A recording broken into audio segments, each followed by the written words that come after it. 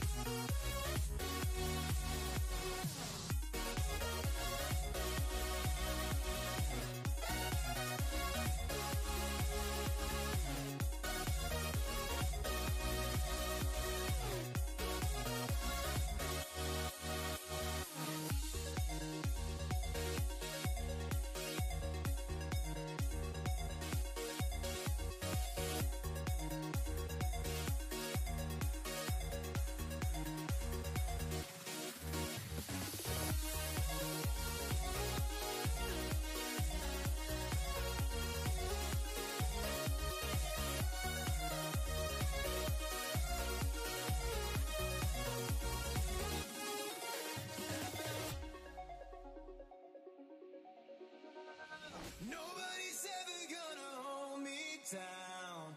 The night is young and we're friends. Nobody's ever gonna throw me down. There's nothing left you can say. Nobody's ever gonna hold me down. The night is young and we're friends.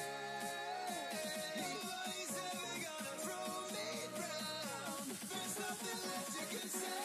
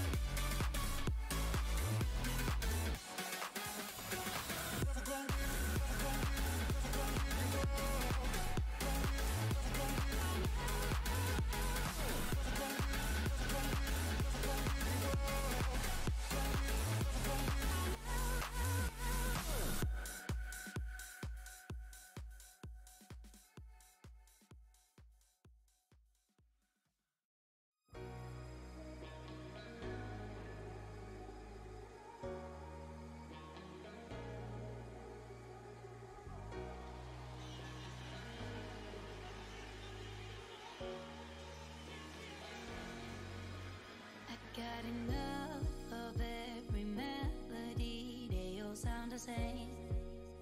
Yeah.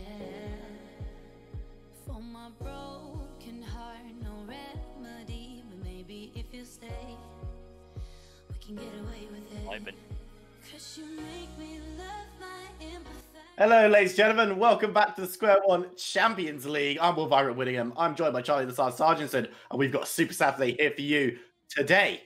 We've got two very exciting matches to start off this one, and it's going to be starting off with Split Raiders versus Absolved. It certainly is, and Absolved have got a lot of redeeming to do. You know, it's 2-6 versus 6-2, a mirrored scoreline, perfectly nice and even, like all things should be. And hopefully Absolved are going to be trying to cause a bit of an upset for themselves here. They're going to be wanting to try and take the win. They've subbed in quite a few players to try and get it going on. They've got Cronin in the mid lane from the main starting team. So the star player from Absolved looking to hopefully turn around their fortunes in the first game of this week. Going to be a very interesting way of starting the day with this Absolved lineup. Of course, ladies and gentlemen, we are to pick some bans. You'll notice the bans are looking pretty dark right now. Both of these teams have lost a certain number of bans due to a combination of not being in lobby on time. Absolved will lose one more than Split Raiders initially because Absolved had to make some emergency substitutes towards the end, which is how we... Absolved lose 4 bans, Split Raiders will be losing 3 bans. So there's going to be a lot of... Oh, Split Raiders only lose 1. Okay, so... Production's just whispering sweet nothings in my ear. Absolved are losing 4 bans, Split Raiders are losing 1. There's going to be so many power picks available in this match because like there's going to be 2 round 1 bans, and you cannot ban all that many champions in that. Yeah, so many options that the teams don't normally get to play are going to be available and open. We could see a Syndra on the Rift. Like, how wild would that be if we actually see a Syndra? We're getting on to our first bans, which is going to be a LeBlanc for Split Raiders. We're going to decide to take that away from Cronin. Like we said, he is the star mid laner from Absolved's first team coming to SQ1 today to try and get them a win. So I'm not surprised to see a ban aimed his way. But with these limited options, where do you want to try and prioritize and get the safe lane? Because we were talking, Viperine, about the Absolved roster and the nature of it coming together for SQ1. And there's all of these players have played together at different points in different places, but they haven't necessarily all 5 played on the same roster at the same time. And we were wondering, they should look good in their individual lane assignments. There's no questions about their abilities to play the game, but it's whether they can actually mesh as a unit and come together that we're going to have to try and spot here. It's You know what? They've been listening to government guidelines. They've been social bubbling within little households. So we got the top lane bubble with Nailin and Numbers both coming out of the team that used to represent Absolved in the LLF, now do not after the organization decided not to continue with that league. But of course, they've been playing together, scrimming together in that roster quite a lot. You've got Patamand in the bot lane, was going to be with Coing at support, but last minute change, which is why they lost the other bands. It's going to be Seaball down there. So players who have played together on the Square One roster before, not necessarily in their lane assignment, but have a bit of understanding and a bit of chemistry there. And then Cronin in the mid lane, shielding himself, hasn't been talking to anyone, but is in that roster that has been doing so well out in Denmark. So it's definitely going to be the focal point, which is why you saw the LeBlanc first ban there. And Numbers was denied her Warwick as well, something that she's very, very well known for. A bit of a weird ban to see, but when you've got a player who is so effective on this specific champion, have to take it off the table. But we've got a few picks already come through. Of course, Volibear, super strong pickup, going to be the priority for Absolved, with Graves and Aatrox being the responses. Yeah, and this is already an example of a few of his priority picks slipping through the ban phase. Graves has been targeted a lot by different teams. They want to try and remove him from the jungle. Split Raiders have the opportunity to pick it up, and they're going to give that over to Saint Su. They'll get themselves the Aatrox into the Volibear. They'll fancy that matchup quite nicely. And now we're seeing Absolved start to look and prioritize their bot lane. They know that Split Raiders have a few more bans to play with, so they want to lock in this Ezreal and Karma together for a nice, strong duo down there, because that is a lot of poke and a lot of pushing power to try and control the wave as much as possible on their terms. What I think as well you've got to take into account is when teams lose first round bans, it's definitely a detriment, but losing second round bans is super difficult because the other team's going to be so much more effectively able to come in and target ban positions that you have not picked yet. Right now, you can see they've locked in the Fresh, so both supports have been taken away, but Split Raiders now know they haven't picked their mid laner, they haven't picked their marksman. We can go deep in these, they have picked their marksman, and they haven't picked their mid laner or their jungler. We can go deep in and ban these roles. We've already got our jungler, so we can just take away anything Numbers wants. And with Numbers being the lowest ranked player in this game and having not played competitively since Absolve left the LLF, maybe a bit of rustiness. And we talk a lot about keeping Cronin down because this is the player who you imagine is going to pop off if Absolve do go on to win this game. But taking away resources from a player who is maybe a little less confident or maybe a little less technically proficient right now could be the way to go. But Syndra is going to be the first ban from Split Raiders. Try to get everything out of the way. Like, we just don't want Cronin on these mid lane picks. Nope. We want to try and remove as much threat as possible. Give a manageable matchup for the side of Split Raiders, because Flamey looked very, very strong. You know, this Split Raiders team, it's been said that they didn't kind of come out of the gates looking that good together. They did seem to struggle in that first 2 weeks of SQ1 a little bit, perhaps not what people were expecting. They bounced back strong, sat at 6-2. They are still in our top spot contention. And the man in the mid lane, Flamey, has been a big part of it. Lolas has been stepping up recently as well. We saw him get 2 MVP votes last weekend when he played, so really having a huge performance. And the Electric God, as always, going to be that reliable marksman down in the bot lane. So Split Raiders, no changes for them this week. They are all still, you know, going together, this cohesive unit that has that experience.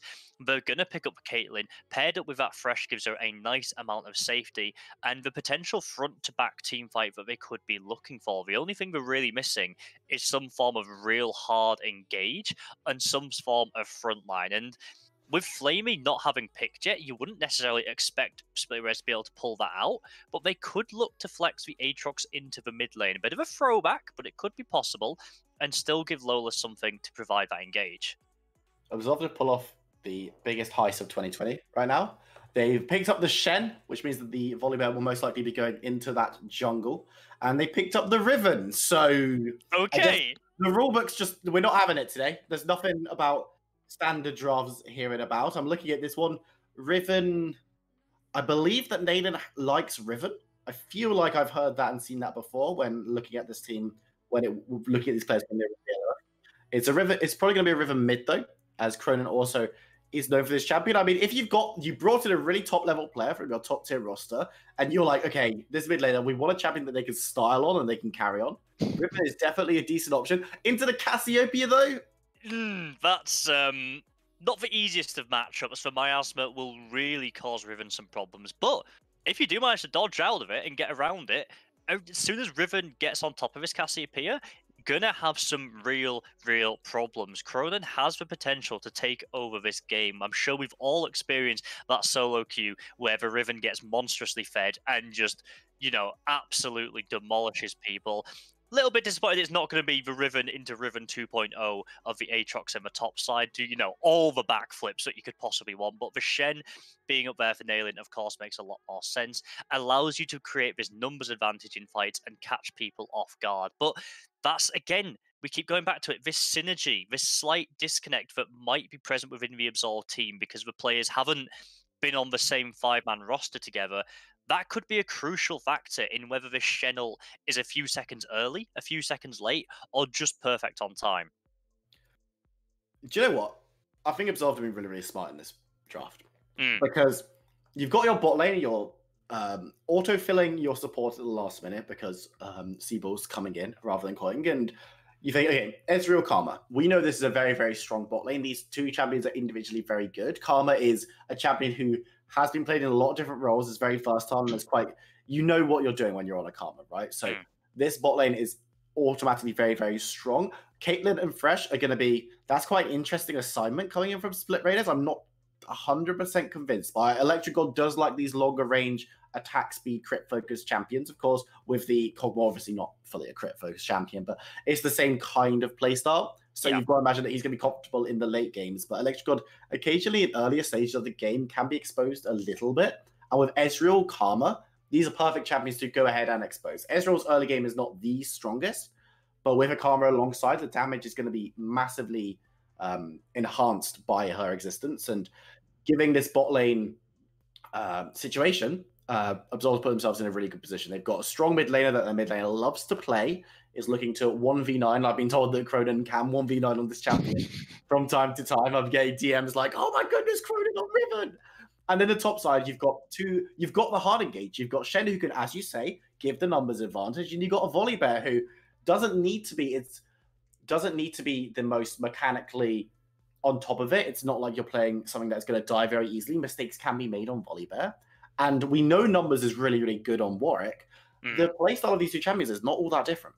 Very similar playstyle indeed. And yeah, like you say, Volibear, not necessarily the most difficult champion. It's not a Riven at the end of the day, not that mechanical, but still can have a huge impact. If you are looking to play aggressive, if you are looking to dive these towers and find early leads, like Cronin is going to be going for, this Ignite on the Riven as well, getting the Volibear under there to disable the tower and allow that dive is going to be so powerful. You've then got the Shen stacking on top of that, and there's so many tools that Absolve have here. And like you said, Viper, I really think they've played smart. They've got a bot lane and a top side that can kind of choose their own pressure. The Shen can play very defensive. The Aatrox shouldn't be able to punish him too much up there. The bot lane can push. They can let it push into them as needed because Karma and Ezreal have fantastic poke. They also have decent wave clear. They're really forcing Split Raiders to be the ones to make that proactive play and play into them, because the only way Absolve have to play super aggressive early on is through this mid lane, and that is where their star player is. That is where they want the attention. That is where they want these 2v2 pairings, and it's where they want to allow Cronin to shine. So I do like the draft that they've gone for. I think that it can definitely work well together. I worry if they don't find some advantage and if Split Raiders do start to potentially exploit a few of these side lanes that are perhaps slightly weaker due to being off rolls or players brought in at last minute. That's where Split Raiders is going to have to look, because the Flabby Cronin matchup, you've got to imagine, is going to be Cronin favored. Favored. Thank you, Sas. You're the color caster. You know the big words. But you'd imagine that it's going to be favored towards the Cronin. Riven doesn't have the best time into Cassiopeia, but as you say, if Cronin can dance around that CC, can stop herself being rooted or grounded, is the word that's correct to use there, then can get on top and can do a lot of damage. You've got to imagine that there will be some focus put on this Riven in the mid side. You've got to look at players like Lawless, like Electric God, who are going to have to excel in their lanes and try and force the advantages there. And Saitsu is going to be pretty crucial in this. On the Graves, quite an aggressive jungler, can do a lot of damage. Are we going to see something very proactive from Graves going in and taking down the Volibear in the jungle? Is he going to be able to get the counter matchups working properly? Because that could really be crucial for how Split Raiders go this game. And of course, you're looking at the scorelines right now, and Split Raiders is definitely favored with their 6-2, the inverse of Absolved's 2-6. But the thing about Absolved is this roster currently, with the players they've got in right now, are 0-0. Yeah. Because only Patamand and Siebel have represented this roster so far this split. And this is the thing, like, it's almost like an entirely new team that you are coming up against. Split Raiders, they can't really prep against this Absolved roster. They can't really, you know, have any in-depth knowledge about how they work, how they like to play. They can only look at what is directly in front of them. And right now, they are looking at a team to take down that, like you say, is 0-0 altogether. Yes, there's potential chinks in the armor where they could look to go, you know, people being filled into off-rolls, etc. But so far, it's Split Raiders that are kind of under this pressure, because if they drop this game, it's going to reflect really badly on them, a team who we are touting as, you know, our top of the table, wanting to compete for the finals, potentially take the split. And it is a bit of a joke in like LEC and Savar, who's going to be the first team to give the win to Schalke, etc., that pressure. But, you know, it is a real thing. And I think Split Raiders have more to lose here if they did drop the game. And Absolved really just have to come out here and give it all they've got, because they really have nothing to lose being put together in this way.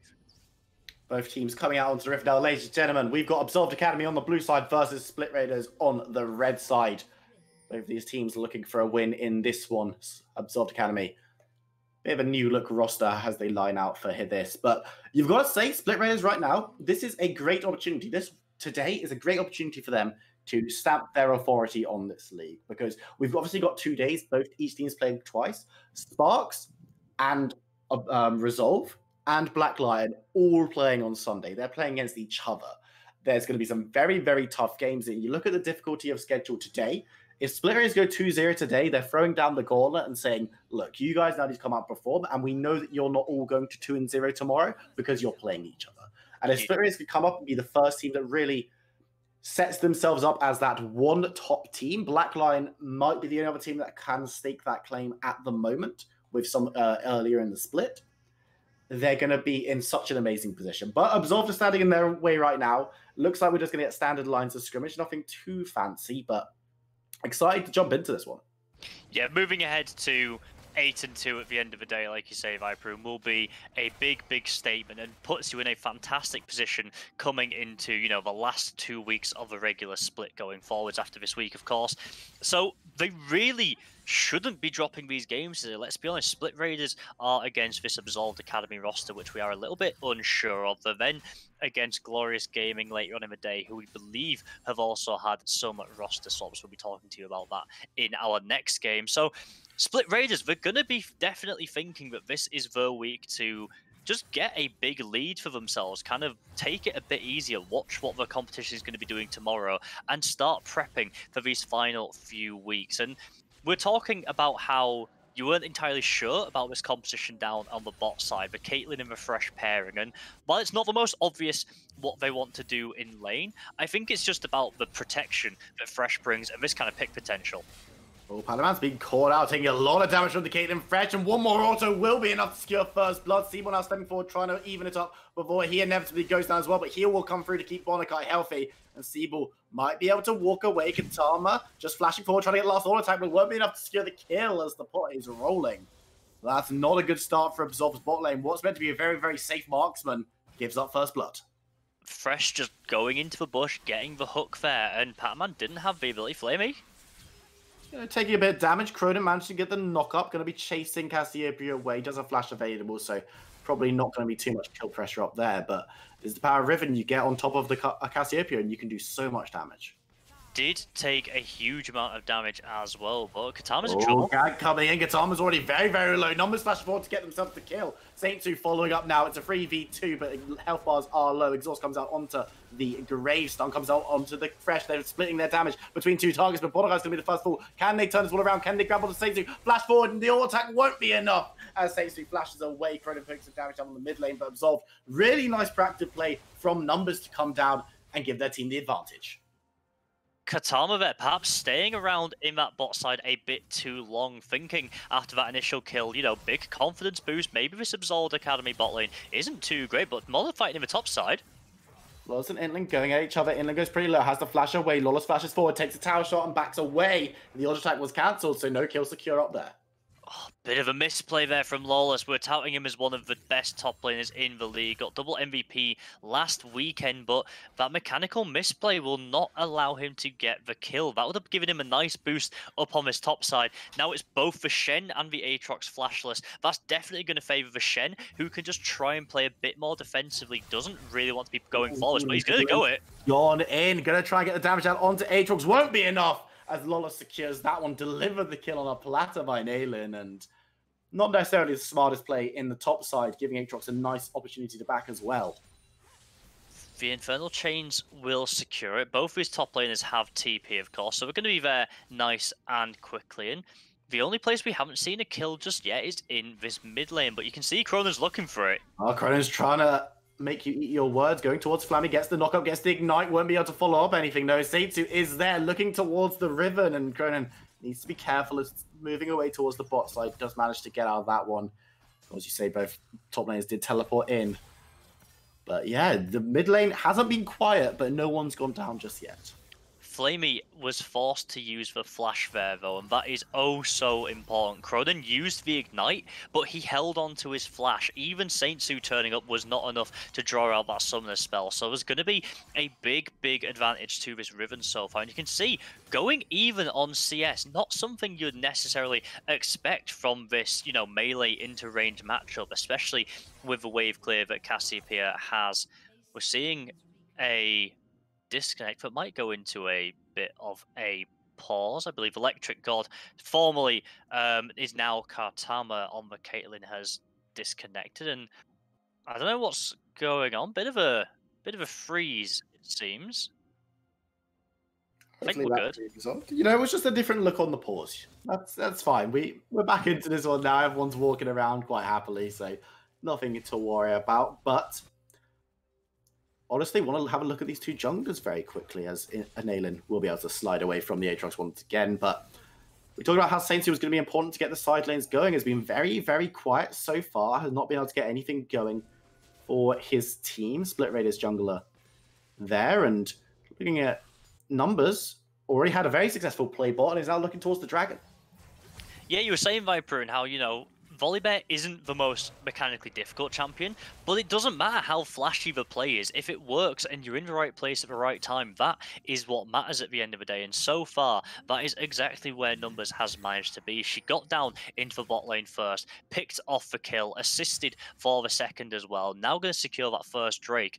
I'm wondering if we're going to see Absolved Academy try and make this role swap up to the top side. Sorry, the lane swap up to the top side at 8 minutes to try and secure the Herald as well. Definitely have to think that the Volibear would be in a better position to go for it than the Graves would right now. Then taking a beating up topside from this Aatrox. Well, has really been running the lane since that first kill up there, and going to be able to get the recall, shoving the lane back in. Decides actually against and wants to put some more pressure on, but it's going to be difficult for Naylin in the top side. But again, Shen doesn't need to win the 1v1 particularly. It's going to be so much more able to get involved in these plays across the maps as we move forward into the mid game. Absolved obviously getting that Mountain Dragon will help in this matchup as well, so Naylin might feel a little bit safer. And it is just going to be about safety and not allowing this Aatrox to spiral out of control, because I do think Absolved have a really nice composition to move into that late game. Numbers coming in towards mid lane will use the ultimate onto Flammy and will ignore the ultimate in doing so. Kronen moving forward, trying to get the kill, will be able to secure it with her own ultimate. And then top side Saintsu wants to get revenge, wants to get a kill of his own, but is he going to be able to find Naylin? So once again, junglers having very different success amounts on their ganks. It looks like Saintsu isn't prepared to give it up just yet. No, he's going to be taunted. They're going to be taking the tower damage. We'll be able to get away as Naylin does go down, but a pretty sloppy tower dive will result in the right outcome, but both champions much lower than they need to be. And it took quite a while to actually achieve that on the top side for Split Raiders. You can see Numbers has already moved down into the bottom part of the jungle, already looking to invade, and Saintsu now going to be picked up by Kronen. Oh, Kronen's getting the damage down. Lawless is really not interested in getting involved, just wants to go back. Is absolutely ignoring the fight as Saint Su's like, come on, bro, what are you up to? Cronin steps forward to pick up the kill after a nice little walk, but no idea what Lawless was doing there. Yeah, that was maybe a smart play, knowing that Nalin was able to, join that fight with the Stand United as well. I'm going to give the benefit of the doubt that they kind of said, look, Saint Su's been caught, let's just back out, cut our losses, and not give 2 kills over for free. But Cronin picks up another, might look for a third now. Looking towards Flamey in the 1v1 once again, getting so much damage down on the Riven. Flashes forward, will it be enough to get the kill? No, it won't, and Cronin actually needing to be careful for the red buff burn might do enough, but it didn't in the end, and now Saint Su coming in from the side, keep an eye on the Graves as he's moving in to try and maybe secure the kill onto Riven, who has extended pretty heavily, coming in from behind the tower. Cronin now needs to be very, very careful. Could look to try and secure the kill onto Flammy, but will actually try and use his abilities to escape, but it's going to be shut down. A bit of greed there. Allow Graves to get in and assist with that kill. Yeah, should have known better than to hang around in that situation. You'd pushed Flamey so far backwards, but she dragged you under the tower as well. This Cassiopeia will pick up the first kill, get the double buffs transferred back over. That's going to allow a big counter push into the tower there. Nice back as well. But in the bot lane, Saint Su's turning up, looking to make something happen. Coming in will be a 2v2 because we haven't got Bonakai in residence. Saint Su going very, very low and is exhausted. Katama stepping forward. Electrical want to get the damage down. Seabull steps forward. Look at the Karma damage already at only level 6. Will we not be able to get the root because of the flash, and the collateral damage will secure a kill as the Graves goes down. So it's 1-for-1 in this exchange right now, but Panaman needs to be careful because Bonakai has shown up. This will be a 2v1 that Panaman is not interested in as he steps away. Yeah, looks like Bonakai wasn't opting to try and rush him down either. Didn't want to go for that too aggressively, but looking for it now potentially in this bush again. Lola's just constantly pressuring up on this top side. Nalin really having a bad time of it. Less than half the CS of Lola's, 2 kills down already. This is a big goal difference on the top side of the map for Split Raiders. Absolved Academy know it though, and you can see them looking here again once more with Cronin and Numbers both pathing up this side to try and catch Lola's out. I think at this stage, Absolved are pretty happy with what they've got so far. Yeah, top lane's not going amazingly for Nalin, and GR letting Lawless get away with it a little bit, but at the same time, the rest of the map is playing pretty well. And Nalin is doing a decent job of staying under tower, not giving up needless kills. The first kill was pretty bad. It was Nalin engaging when she really didn't need to.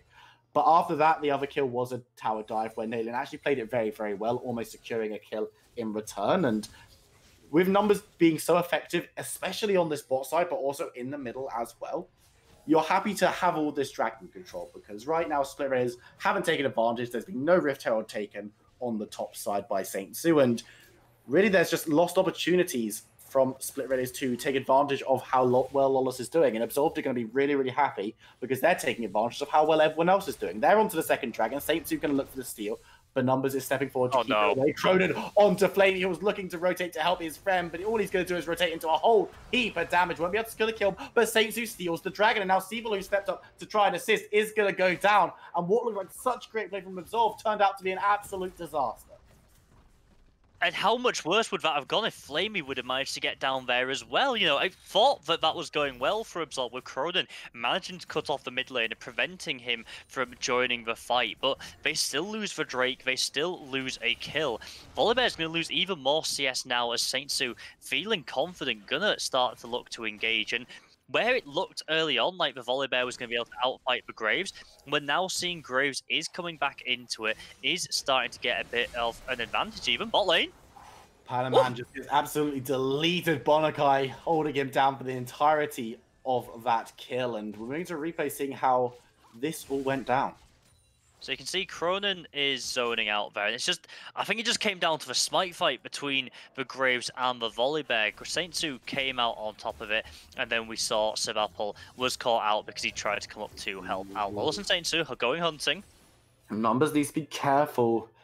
At this point, Lawless and Saint Su pretty happy to move in as that buddy unit, and with the top lane tower having gone down as well, they've got all of the ability to move into the jungle on the top side that they ever need, because Numbers isn't going to be able to fight 2v1. Nateland's not really in a position to come up and make it a fair 2v2. And even so, the 2v2 isn't won because Lawless is so strong right now compared to the Shen. Level up, a lot of farm up, and items are coming forward as well, having so much cooldown reduction. And a little bit worrying now for Absolved. As I said, they looked good elsewhere on the map, but top lane is starting to take over just a little bit, and a couple of worrying signs from other areas on the map maybe suggest that it's not going to be enough to counteract how well Lawless is doing. Yeah, you can see Cronin in the mid lane is starting to...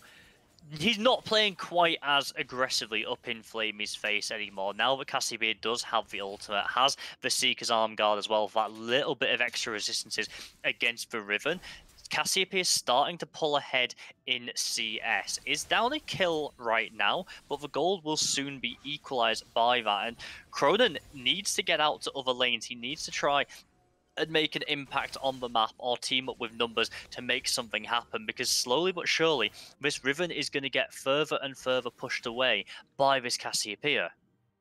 I'd say the farm advantage is not even there for Riven. Cronin able to put on a lot of pressure, but a lot of pressure on this player more than anything right now, because Cronin, of course, is the player that they've Absolved have drafted in from that top tier lineup, playing exceptionally well in Denmark. Obviously, very different team around him, but you must be wondering how this Riven's going to be able to get the moves and get the big team fights that she needs to get ahead. But that will come with time, you've got to imagine. 15 minutes on the clock.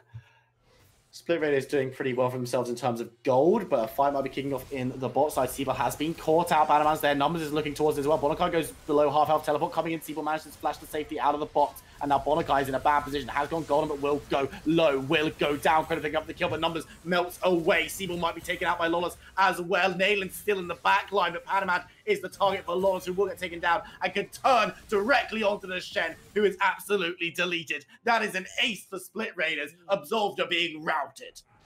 Both teams commit everything to this bot side of the map. The TPs, the flanks, the Stand United all come through, but in the end, Split Raiders take the fight. 4-1 in their favour. They're going to be able to push out these lanes. They're going to be able to take this bot tower. Electric God Katama will pick up that CS. You can see they've moved into the mid lane with the Herald as well. All of this outer ring of towers for Absolved Academy will fall. This bastion of defence that they were managing to cling on to so far is now laid in ruins. We'll be able to stop a second charge. You've got to imagine, though. Yeah, it looks a bit close for a second. Big credit there. But we're going to have a quick look at what happened in that team fight. And you could see it started looking okay for Absolved. Siebel get caught out, but then it just goes downhill. Yeah, Cronin, although he's spotted, they are already too far forward. Split Raider know that he's coming on the backside, but can't really do a lot about it. Managed to flash out, and this is where all the TPs and everything come through. And it's just the damage difference between this Graves and the Aatrox. There's nothing really coming through from the Ezreal right now. Cronin had already committed and been taken out on the backside, so all of the effective damage from Absolved was either pushed out of the fight or taken down far too quickly. Split Raiders have multiple members that can do decent amount of damage right now. They have good team fight tools available with the Cassiopeia, with the Fresh to slow people up, and Absolved Academy, they just couldn't respond in the same manner. There's such a difference on this top side of the map. It really does feel like fighting 4v5, even when you have all members there. And it's going to be a Dragon secured on the back of that fight as well for Split Raiders. Absolved Academy not even going to try and fully contest. Don't want to be giving up kills, but Lola's waiting over the wall, just looking at Numbers, going to be stopping the back and might be looking to start the fight. Volibear is quite tanky customer right now. And Cronin coming in. Lawless might have actually overextended very, very strong. And can he win in this fight? It will be a 2v3, 3v3 with Bonakai coming in with the Lantern, as Lawless actually just wants to continue the fight. He doesn't need a Lantern. He's got the kill onto Cronin and is now stepping forward. Really nice knock up onto Numbers. There's the second. Can he get the third? We'll be able to get the Infernal Chains, but it's not going to land fully, as Numbers will claw her way to safety. But another nice pickup there from Split Raiders. And it just shows they can go into the jungle with such impunity. Lawless can go 1v3 and still survive. The Lantern isn't there for the Escape Viper, and it's there just for the shield, to give Absolved Academy that little bit of hope, thinking that Split Raiders want to go back, but they might do here. Trouble, though. Flashing forward, trying to get up to Siebel, who has gone very, very low. Padaman is going to be able to secure the kill, though. And no, Kataba coming in with the ace in the hole, gets a decent amount of damage forward, steps forward, trying to get onto Siebel, won't be able to hit the Q, but will be able to hit the auto attacks down, as we see numbers coming in and turning the fight around, securing the kill on to Caitlyn. And when there aren't members there, when Lawless and Saint-Su aren't in attendance, this is still looking okay for Absolve. Cronin now against Saint-Su knows better than to start the fight, with Bonakai being there as well, but glimmers of hope, perhaps.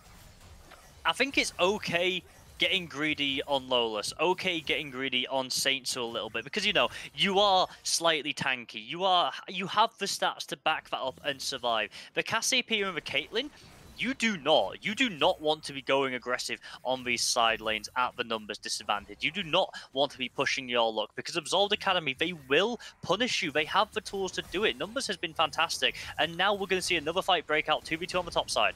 Nayland already got very, very low, but collateral damage was used. The lantern can only be used by Lawless, as Saint-Su has to run to freedom there. We'll be able to get out every member of Split Raiders counted for, as Absolved Academy just happy to get some respite in the top side.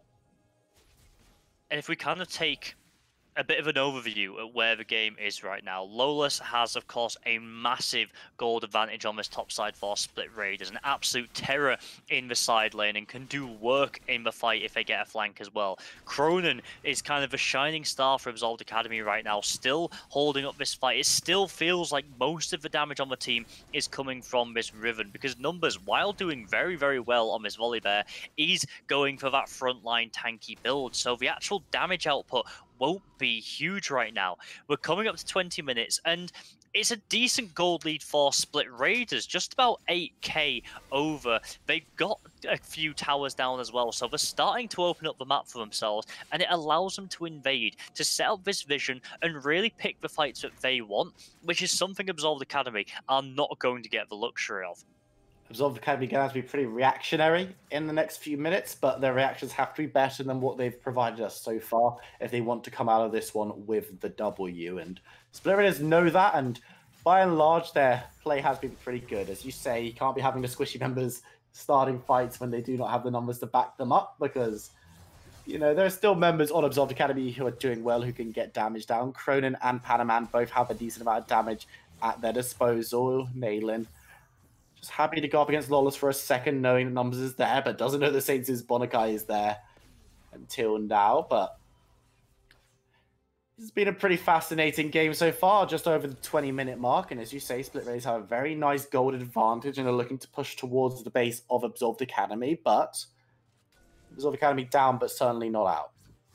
Oh, absolutely not. They still have a good set of tools on their side. They can still find a nice flank with this Riven, a good engage with Numbers' Volibear, and they can still turn and win these fights. They just don't have the numbers to back it up right now. They need to take some time to try and cut the losses, try and get some farm onto the right people, and make something happen. They have a feeling that something is going on in this top side jungle right now. Split Raiders are already on the Baron. It's already at 2.5k health, and Absolved Academy, they're just not going to do anything about this. Absolved Academy have no idea this is happening. The vision control, thank you very much, Reed, for showing us that Split Raiders have around this area is insane. Absolved have 1 ward in their topside jungle, 2 wards in their topside jungle, and none of them were anywhere close to Baron. And there are 4 red wards from Split Raiders completely darking out that area. Now Flammy is going to get caught out and taken down. Padaman will be the one given that kill, and the rest of Split Raiders move away, but there's just no opportunity for any kind of contest. And now Split Raiders feeling even more comfortable. Lawless will be able to take towers even better in the 1v1 in the split push, and might even be able to get a kill on Shen as well in this situation. Looking for a knock up. Nice flash from Nayland. We'll keep her alive for a second longer, but it's not going to be enough. And in the team fight right now, Saint-Su already got a kill. Padaman needs to be careful. Ace in the hole will land. Cronin moving forward to try and get the damage down. He's still confident and will be able to take down Saint-Su. Bonakai is there now, still trying to catch out the Ezreal, who will be able to arcane shift away. Won't be caught up with the death sentence just yet, but will be followed onto. Padaman gets the double kill, and now it's going to have to be Katara running for his life. Absolved win the fight at bot side, but look at Lawless. He doesn't want to get involved. He's all about the objectives, and he's going to be looking to grab an inhibitor. this is the thing. Absolved Academy won that fight on the bot side, but what is it going to cost them? They'll lose a tower, they'll lose that inhibitor, and they're going to lose more members on the back of it. Numbers has to ult to get out of there, and they're in no position now to try and take this dragon. Cronin spotted on the ward, so Split Raiders know that this is happening. Flamey has the ultimate available. You can see them dodging around each other. Ooh, Numbers in the pit, though. Flamey taking a lot of damage onto Cronin. The ultimate comes through from Nailin, but Lawless has walked his way down. Flamey goes gold, which is enough time for Aatrox to get into the mix. Evil there as well. Now it's a 3v2 in this little skirmish. Flamey will be the first one taken down as Lawless looks to get the triple kill all on his own. Dragon will be secured by Numbers off Scream, and now Lawless actually not winning this fight. Maybe thought himself a little bit too strong. Bit of warning and Julian does get taken down, but members of Split Raiders are there. Saint 2 will be called out by Nailin, and Panaman getting the damage down. The Lantern won't be needed as Saint 2 can fly over the wall, but Panaman is chasing, but he's chasing on his own. What are you doing, Ezreal? Stepping forward, taking the ace in the hole to the face, and will be sent to bed without dinner, but does manage to survive. But communication breakdown once again from Result Academy, but this time they weren't fully punished. I think we might be going into a replay of that in a second. We see Cronin, the first tower of the game for Absolved, they will manage to take. We're going to move on to this mid tower as well. No reason why they shouldn't get this. Split Raiders Saint Sue going to be trying to clear it out, but with a minion left alive, there'll be enough damage there just to finish it off with. Only 1 or 2 shots tanked there. And we're going to cut into the replay to see how all this began. We saw Flamey was getting a bit overextended here, and I think that this is the main criticism that I have of Split Raiders in this game in its entirety. They don't feel like they're showing Absolved Academy the respect that their members deserve. Yes, they have pulled out to a big lead. Yes, they are, on paper, the favourites by far in this matchup. But they're still susceptible to making misplays like this. And while they go in aggressively, while it looks so good for them at the start, they overextend massively. Saint Sue goes too deep and gets cut down. Bonakai then goes chasing after Patamand as well and will get cut down. You've got 2 members that you've already lost from this fight simply for being greedy and over chasing onto an Ezreal and a Riven. 2 very mobile champions who are both able to survive. We see a bit more skirmishing around now. This is where it starts to look like Absolved have been caught with their hand in the cookie jar, but it isn't the case as Cronin. He does a fantastic job of basing Flamey out here. We're going to cut to another fight. Cronin 1v2. This time he doesn't have the numbers advantage and probably doesn't win the fight. Lawless gets the kill as Zonya's was used to make sure that Flamey gets out alive as well. But Saint Sue's dead. Saint Sue, I think he got 4v1'd on the top side. They kind of sacrificed Cronin and this tower on bot, but they picked off the jungler. I don't know if that's a trade you want to be taking. You might not get the opportunity again, as Split Raiders are now knocking on the door, and Absolved are going to be left waiting if they have an answer. Numbers is doing wolves. This is not the time to be getting a little bit of gold off your jump caps. This is the time to defend your base, because this inhibitor tower is going to go down. Nailin also not in attendance. This is complete macro failure coming in from Absolved. Numbers has just turned up in the 43, stands on the trap immediately and gets grounded as well, but still wants to get the engage, gets the stun onto Bonakai, is looking for more. Lawless now needs to be a little bit careful. Flamey as well, but they're looking to turn their attention onto Kataba, who does get taken down. Now Absolved are looking for the fight 3v3, but Inland is so low. So you have Cronin stepping forward, but doesn't even want to get involved in the cleanup operation. It's going to look to move out of the map a little bit more, but I'm speechless on Absolved's play there. Yeah, it was. It left a little bit to be desired. I think it's fair to say, but crucially, Cronin, he's going to pick this up. He realizes he might have been greedy himself here. Man, just flip away. It's fine. Don't worry about it. I was wondering if a fresh hook was gonna come out there, gonna manage to tag him and keep him in the pit. But yeah, the initial response from Absolved was delayed, we will say. I think is a diplomatic way of putting it. But once they actually turned up, they did manage to win out in that fight. Yes, Numbers play on this Volibear might not be the most intelligent. It might not be the prettiest. But it's still damn effective. 2, 1, and 5. A big front line just running straight at you. Able to chase members from Split Raiders down and just keep pushing these fights forwards. Absolved Academy have a fantastic counter-engage comp between the Karma, she can speed everybody up, the Volibear that can stun targets and just keep them in place. there's a huge amount of options for Absolved Academy to actually chase down opponents if Split Raiders have overstepped. And we saw them do it there and pick up a few kills. The inhibitor was protected ultimately, but now the Baron is on the table. Baron's already very, very low. It could just be secured. It will be by Saints when the fight is breaking out. Cronin is already the target as Nayland jumps into the backline alongside Numbers. But Absolved haven't lost anyone yet. Ace and Hole will land onto the Riven, and Split Rays look so much better in this fight. Saints has already got the kill onto Volley. That's a big target already down. Cronin has already gone down as well. Padaman is untouched, but it's not going to matter as he's going to have to float his way to freedom. Seaball would now be the one who's going to be taking the damage as Bonakai lands the Q. Will be moving forward, and that's why they call it a death sentence as Ezreal goes down. Seaball now only member surviving for Absolved Academy, but will be chased down and dispatched by Lawless in quick order. You've got to imagine Seaball actually making me eat my words a little bit, trying to stay alive for as long as possible. No, this little exchange really does not matter at this point as the ace comes through and Absolved's base is cracked open. Split Raiders move in. They're looking to inherit everything in this base and are going to look to close out this game. They're going to get the triple inhibitor for sure, but I don't know if they'll have the health bars to actually finish it. Bonakai is very low. Saint Su is very low. Yes, they have a good minion wave, but will they try and back away? You've got Naylor and Cronin back alive here. They're looking to try and do it. Oh, Numbers trying to get the stun down, has to go Golden. Cronin looking for the damage onto Flamey, who goes Golden himself as Cronin has to dance away from Lawless. Damage is coming out as Ezreal comes through, but they've already lost every member who committed to that fight. Absolved Academy just too far behind. It's too little, it's too late, and it's going to be another loss coming through for Absolved as Split Rays look to stamp their authority on this Super Saturday. Getting the damage down. The fight is continuing. Panaman around the back will be looking for Tsama. Can't get the kill down. One auto would have been enough, and it's one auto that finishes the Nexus. Split Raiders will take the win in the first game of Week 5. It looks good. They had a good gold lead throughout the entire game. They looked confident in every lane. But I think that overconfidence could come back to bite them potentially. We already said that this was perhaps a bit of an easier day for Split Raiders, that they weren't up against, the opponents that were really going to test them the most.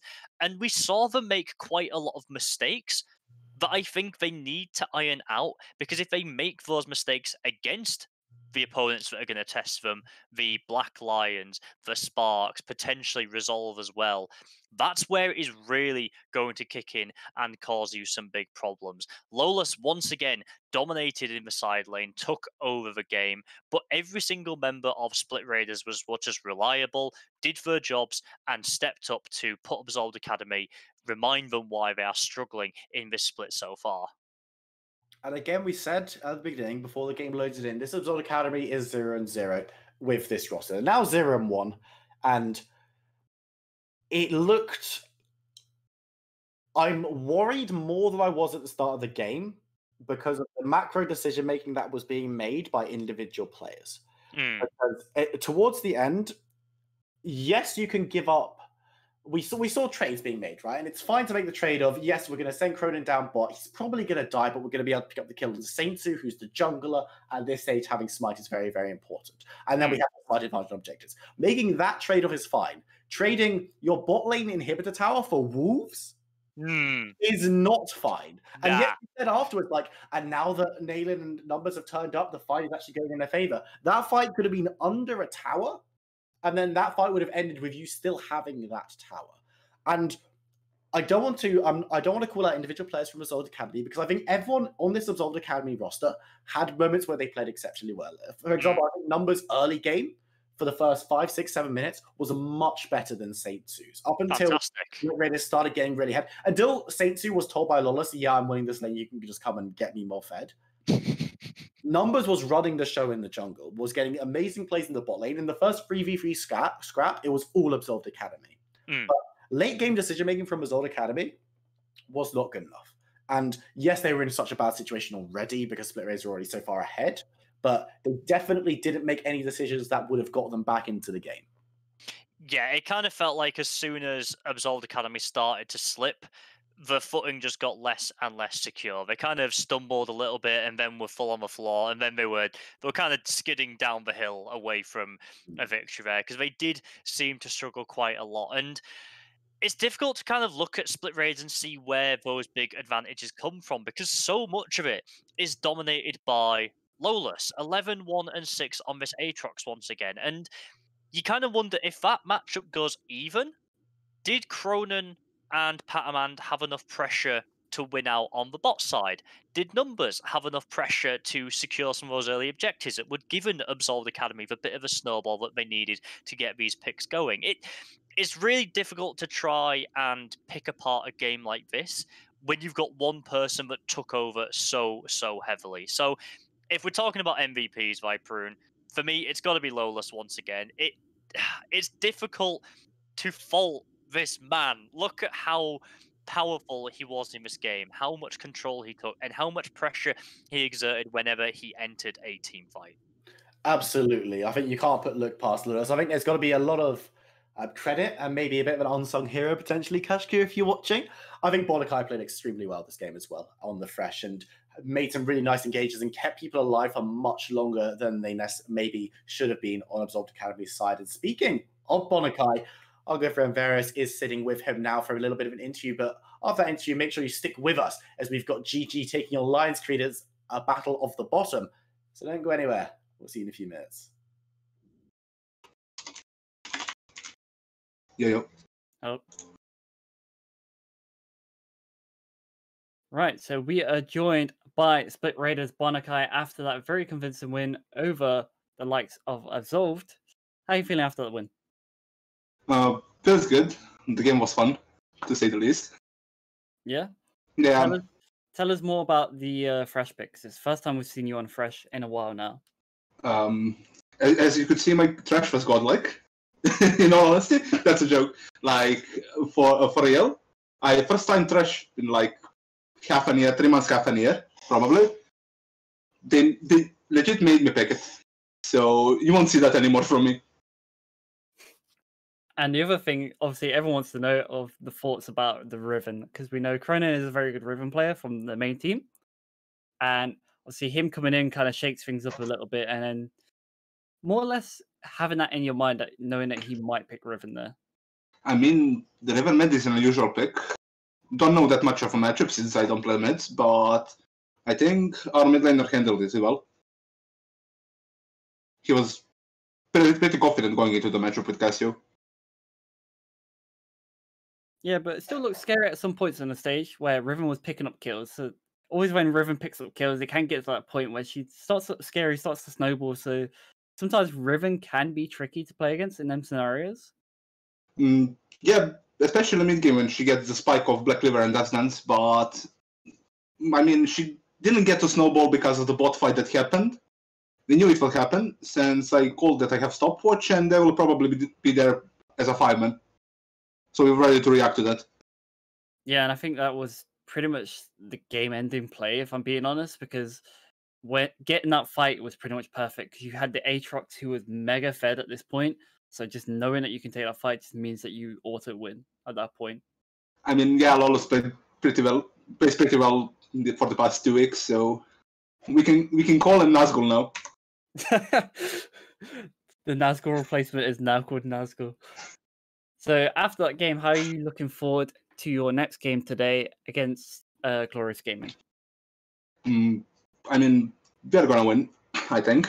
Like, I'm 99% sure we're gonna win since they're not looking that good this split. That's kinda it. I mean, we're gonna continue having fun, and maybe, but just maybe, I'm gonna pick Trash again. Just maybe. Yeah. See if you get forced onto it. Either way, Split Raiders looking strong these past few weeks. Taking the momentum forward is always good. Getting them wins on the board. And our next game for today will be Glorious Gaming against Lions Creed. So we will catch you then.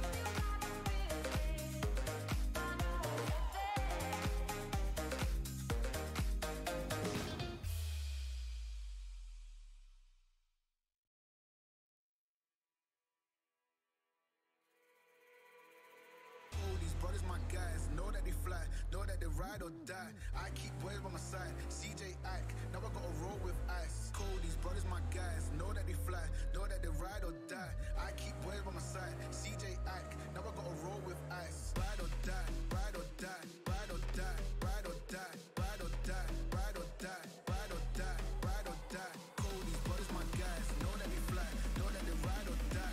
I keep boys by my side, CJ Ike, now I gotta ride or die.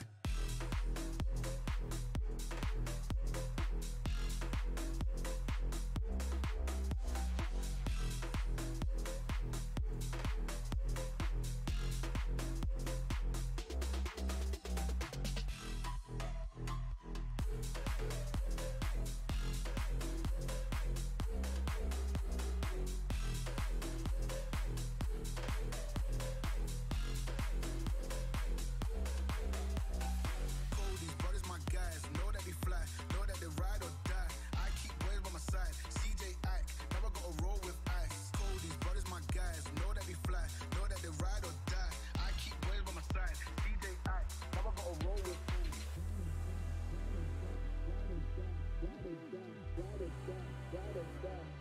Now I gotta roll with ice. Ride or die, ride or die, ride or die, ride or die, ride or die, ride or die. Fly, know that they ride or die. Cody's brothers, my guys, know that they fly, know that they ride or die. I keep boys by my side, CJ Ike, now I gotta roll with ice. Cody's brothers, my guys, know that they fly, know that they ride or die. I keep boys by my side, CJ Ike, now I gotta roll with ice. Ride or die, ride or die, ride or die, ride or die, ride or die, ride or die, ride or die, ride or die. Cody's brothers, my guys, know that we fly, know that they ride or die. I keep boys by my side, CJ Ike, now I gotta ride or die.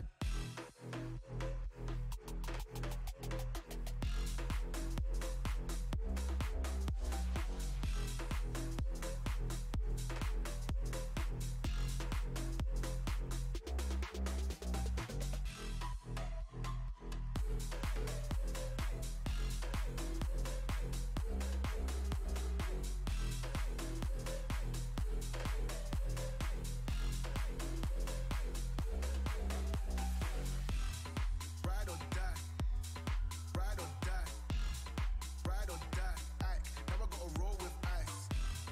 Ride or die, ride or die, ride or die. Fly, know that they ride or die.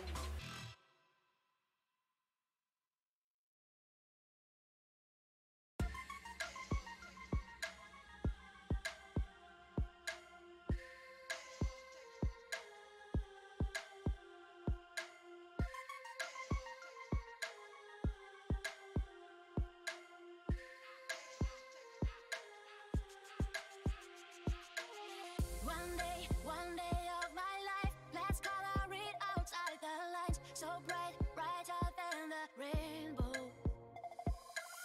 One night that we live tonight, let's ride till we're out of. Hello, ladies and gentlemen. Welcome back to the Square One Champions League. I'm still Will Viper and Whittingham. I'm still joined by Charlie the Star Sargent and Reed on the cam. But we've done our first game now. Absolved Academy have some time to lick their wounds before they come up again, and Split Raiders have some time to celebrate, maybe get a bev, crack a cold one open before their next game as well. But we got Glorious Gaming versus Live Treated game. That's going to be very exciting because Glorious Gaming it's Glorious Gaming remix right now because some of their players are. It's a throwback. You'll recognize some names and you definitely won't recognize some others because there are some players we've never seen before. I like how we got GG Whisper. So good they named him twice. Yeah, it's like, it's the Dan effect, isn't it? We thought we'd bring it back down to SQ1. But Glorious Gaming, Lions Creed, it's not right now a bottom of the table clash, but it soon could be because, unfortunately, Glorious Gaming have brought in a few members from the roster from previous splits who, I think it's fair to say, struggled to find their feet. And Lions Creed, they have stayed with largely the same roster again. So they're trying to build this cohesion. Hopefully they're going to bounce back a little bit in these last 3 weeks that we've got left. You can see some bans coming through already. Clearly, Glorious Gaming think that Cronin is still playing because that Riven has been taken off the table. The Bard, the Nunu, Vayne, Hecker, and Morgana. A plethora of different lanes have been tagged, but the Ezreal has been locked in first. Some very rogue bans as well. You're definitely seeing targets here rather than it being the standard meta stuff, because banning Vayne over Ezreal is kind of Strange. mad. But we are going to see the Ezreal on the Rift. Ornn has been locked in for Lions Creed as well, making sure they get that very strong top side either in top or mid. And the Pyke being locked in, that's an exciting pickup. I'd love to see this champion out and about, because it definitely means that we could get some interesting fights in the early game. Yeah, in my opinion, one of the best balanced champions in the entire game.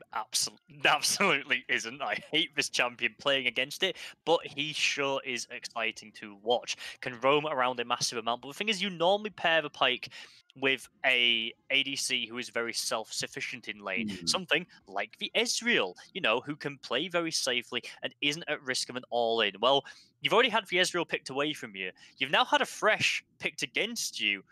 What kind of ADC are you going to pair with this? My mind immediately pings to Tristana, one of the safer ADCs, can buffer away to give that little bit of safety.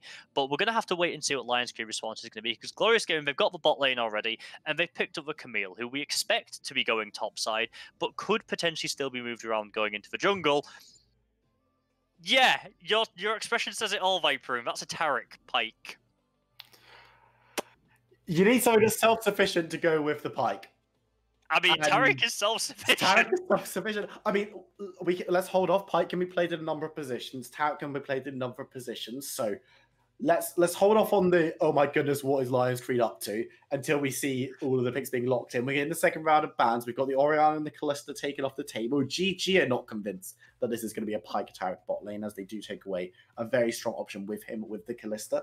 I mean, Funnel is still available because they haven't picked up a jungler yet, and you could put that Taric mid or top. If they wanted to do something like that, then Karma is also still available as an option for them to give themselves that extra boost. Zillion's still around, so if Alliance Creed really want to ruin my day, they could go down that route, but Twist of Fate going to be banned away from them as well. And there's not really much I can say about this champ select so far, because so much is up in the air. I mean, one thing we can say is that you've already mentioned the funnel. We're already seeing 2 supports and a tank. There's still a Yi open. Mm-hmm. I'm just gonna put that out there and leave it for now, because if we look at what the teams have right now, Lions Creed have a lot of engage. They have a lot of pick potential. I'm seeing it. Don't do it. It's a hover, but it's... Oh wait. Now I'm even more confused, because it might just be Pyke mid, right? It could just be as simple as that. It could, but it's just not that great anymore, really. It's just not that good. We'll have to wait and see for final one. The final one will tell us everything, or it will confuse us. Or it will tell us nothing at all. Yeah. And that, okay, I'm this champ select just makes, I'm done. Nico has been locked in my competitive League of Legends game. A champion I actually really like. I hope it will be the Glacial Augment build, going mid and being that kind of weird pseudo support who can also mess up your squishies. But what squishies?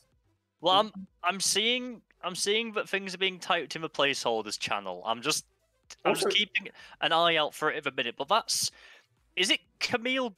I'm assuming this is now Camille jungle, Nico mid, set top. It could be set jungle as well. It could be. The set and Camille could go either way round, and I'm looking in the. Amumu's corky. Amumu's corky. I mean, that doesn't answer all that many questions. Then it doesn't. It really doesn't. Corky mid. It will be Pyke Taric bot, I imagine. But why? I guess is my question. And yeah. I am small brain play-by-play caster, so maybe there's some big ideas coming in from Lions Creed, but I don't. Where's the damage coming from in this roster? Because it is literally just Corky and Pyke. I think you're relying on, if you put Pyke in the solo lane, you are relying on putting a champion that has been repeatedly nerfed out of a position to perform well in that position. And if you have Pyke Taric bot lane, you are presumably going for the Pyke as the ADC with a Taric support, which could work. But I think it's very risky because you are going to be taking a lot of poke damage. And especially against an Ezreal Fresh, you are going to struggle to get onto those targets to actually deal the damage and get yourself rolling. So I can see the theory crafting of how it would work. Like a Pyke Taric bot lane has so much kill potential in theory. It's the practice that concerns me, and it is going to be set top and Camille jungle. So not the way around that we were perhaps expecting to be the more standard. But I do like that from Glorious Gaming, because Camille, I do think, although she's fallen out of the meta in the jungle a lot, I still think she offers a huge amount.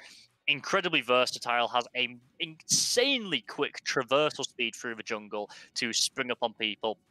And, once you hit level 6 and you get that X-Tech ultimatum, you hook shot over the wall, you are on them, and then it's like, well, kill or be killed. You don't leave this until one of us is dead, so have fun with that. And she's roaming around the map, going to be causing problems all over for Lion's Creed. Yeah, it's not something that's particularly... I'm not shocked or appalled by this Camille set, like having them in this way around. Set is probably better into Ornn than the Camille is anyway, so that's probably a smart way of doing things. The Sejuani Camille matchup in the jungle is absolutely fine for Camille. I think that she can easily traverse and avoid the Sejuani, and Sejuani is not going to be looking to have any scraps with her particularly early anyway, and I'm just confused, honestly, man. I hope the chat is not shouting at me, being like, "Oh my god, they've been playing this in CB LOL or something like that," or they're gonna hit me with this is actually some Korean solo queue tech. But the logic I can follow. Yeah. But why do it into Ezreal Fresh? Yeah, it seems if you do it into Aphelios, if you do it into a Varus, okay, yeah. Immobile ADCs that you can get on top of, you can lock them down for years, and you can try and burst them down with Pyke, and if not, you have the Taric to help sustain you, and you can probably fight them through. Anyway, so not too bad. Into an Ezreal first pick, I think this was risky. Into then a Fresh afterwards. I don't want to be so bold as to say I think this was a mistake. I'm going to say I think it was an oversight, perhaps. But we could be proved completely wrong. Oh, we at almost the end of to be fair, yeah. so. Why does this always happen when me and you are casting together as well? I mean, I'm going to be watching the rest of the weekend of Square One, and tomorrow I bet team's going to be drafting meta. It's going to be fine. Everything's going to be great. It's going to be 45-minute long back and forth games. We're on. Sarge, you were like, you know what? Me and Viper will cast the first 2 games. And Lions were like, you know what's going to be cool? Drafting Taric Pyke bot. But I want to just dive in a little bit on Lion's Creed. Where are you going to get the damage from? Because Corki does loads of damage. I will not in any way say that GMX is not going to be putting out bombs, putting out DPS. Cool. You're going to do that. Just don't lose lane. You'll be fine. Yeah. Pyke is real good at killing targets. Yeah. Either a single target or killing targets that are low. That is kind of his thing. What targets are you going on, Pyke? You're not going on the set of the Camille, because they're going to be intrinsically a little bit beefy. So they're not going to be your targets. You're not going on the Fresh for the same reason, plus he's going to be able to flare away. Nico can just press R, so you're probably not going on Nico. So you're going on the Ezreal, who can just E, who is probably not going to be able to be got onto anyway, because there's going to be so much peel from the set and the Fresh anyway. And surely with this composition, looking at this team comp on the Ezreal, you would think you go the Iceborne Gauntlet into the Death's Dance. So not even that easy to burst through. Yeah, so yeah, I mean, I don't want to spend what we think we might inevitably end up doing, which is spend the rest of the game talking about this Pyke Taric. But it really is difficult to kind of draw our eyes away from this, because Glorious Gaming haven't gone for the most meta things themselves. The Set and the Camille are switched around from where we would necessarily expect them to be in standard. And the Nico is a bit of a wild card, but they all fit in. There's nothing that's like sirens going off and we're wondering what the hell is this? Like, where's it come from? What's it trying to do? It all makes sense to a degree. It's the Lion's Creed team comp that we're kind of looking at, because you're thinking, Viola and Sejuani, okay, yeah. Both massive engage potential, so you want something that can follow up with a lot of damage and make picks and win people out. The Corki, yeah, that fits quite nicely. But then where's the rest of the damage coming from? Because the Pyke will not be doing... He will not be able to burst through these targets quick enough, like you said, to be able to make use of his ultimate properly.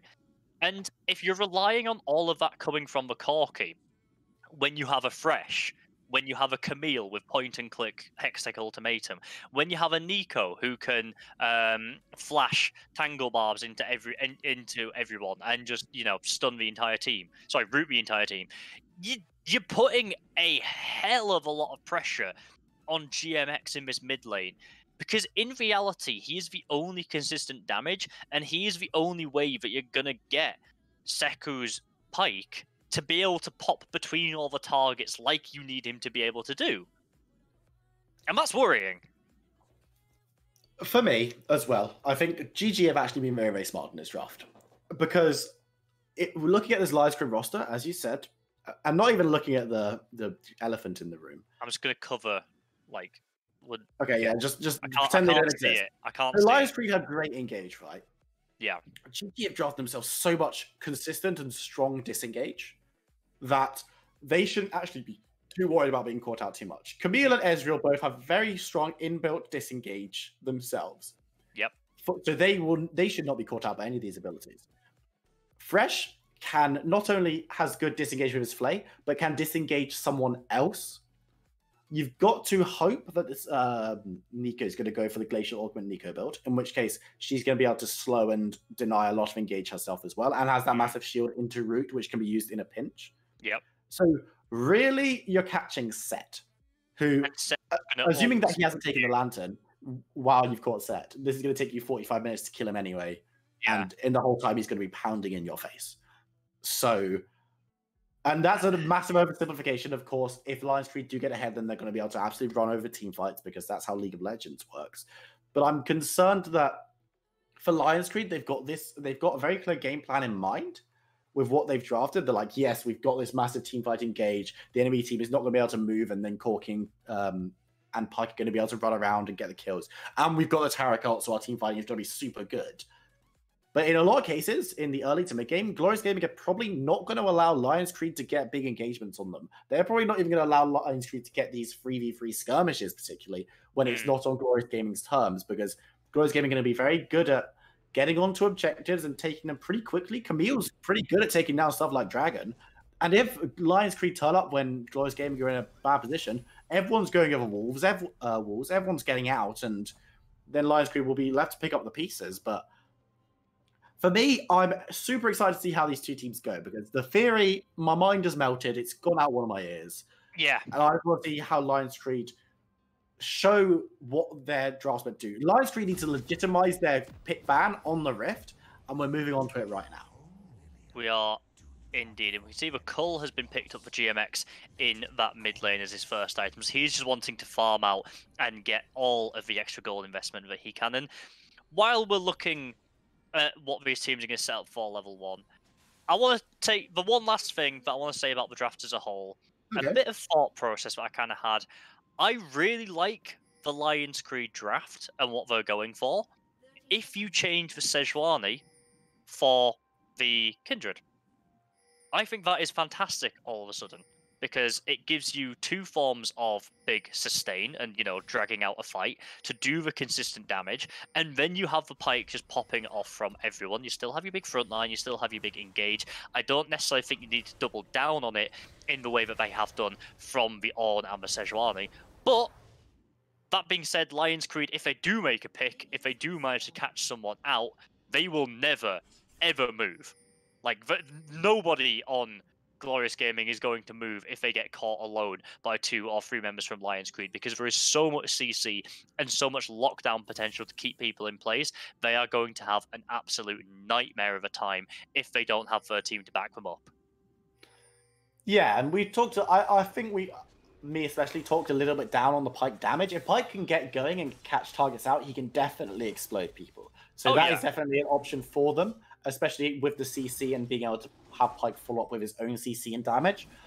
But remains to be seen whether the game will be in that situation come time where getting picks is going to be possible for Lions Creed, as we are now into laning phase.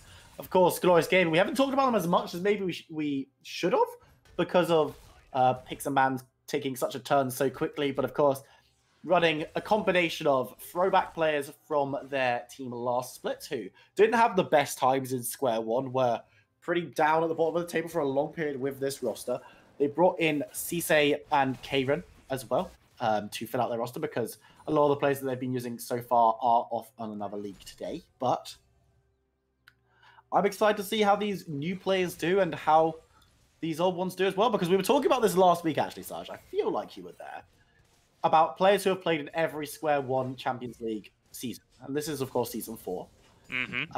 Whisper, Pruin, and Samus are definitely up there as contenders.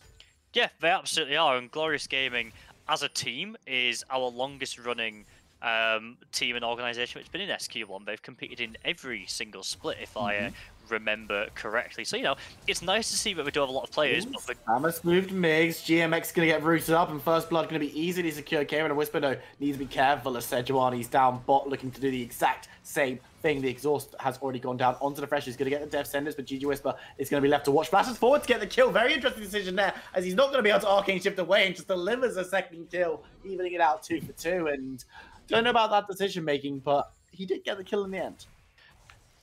Whisper will pick up the kill, which is nice for the Ezreal, but you give 2 to the Pike.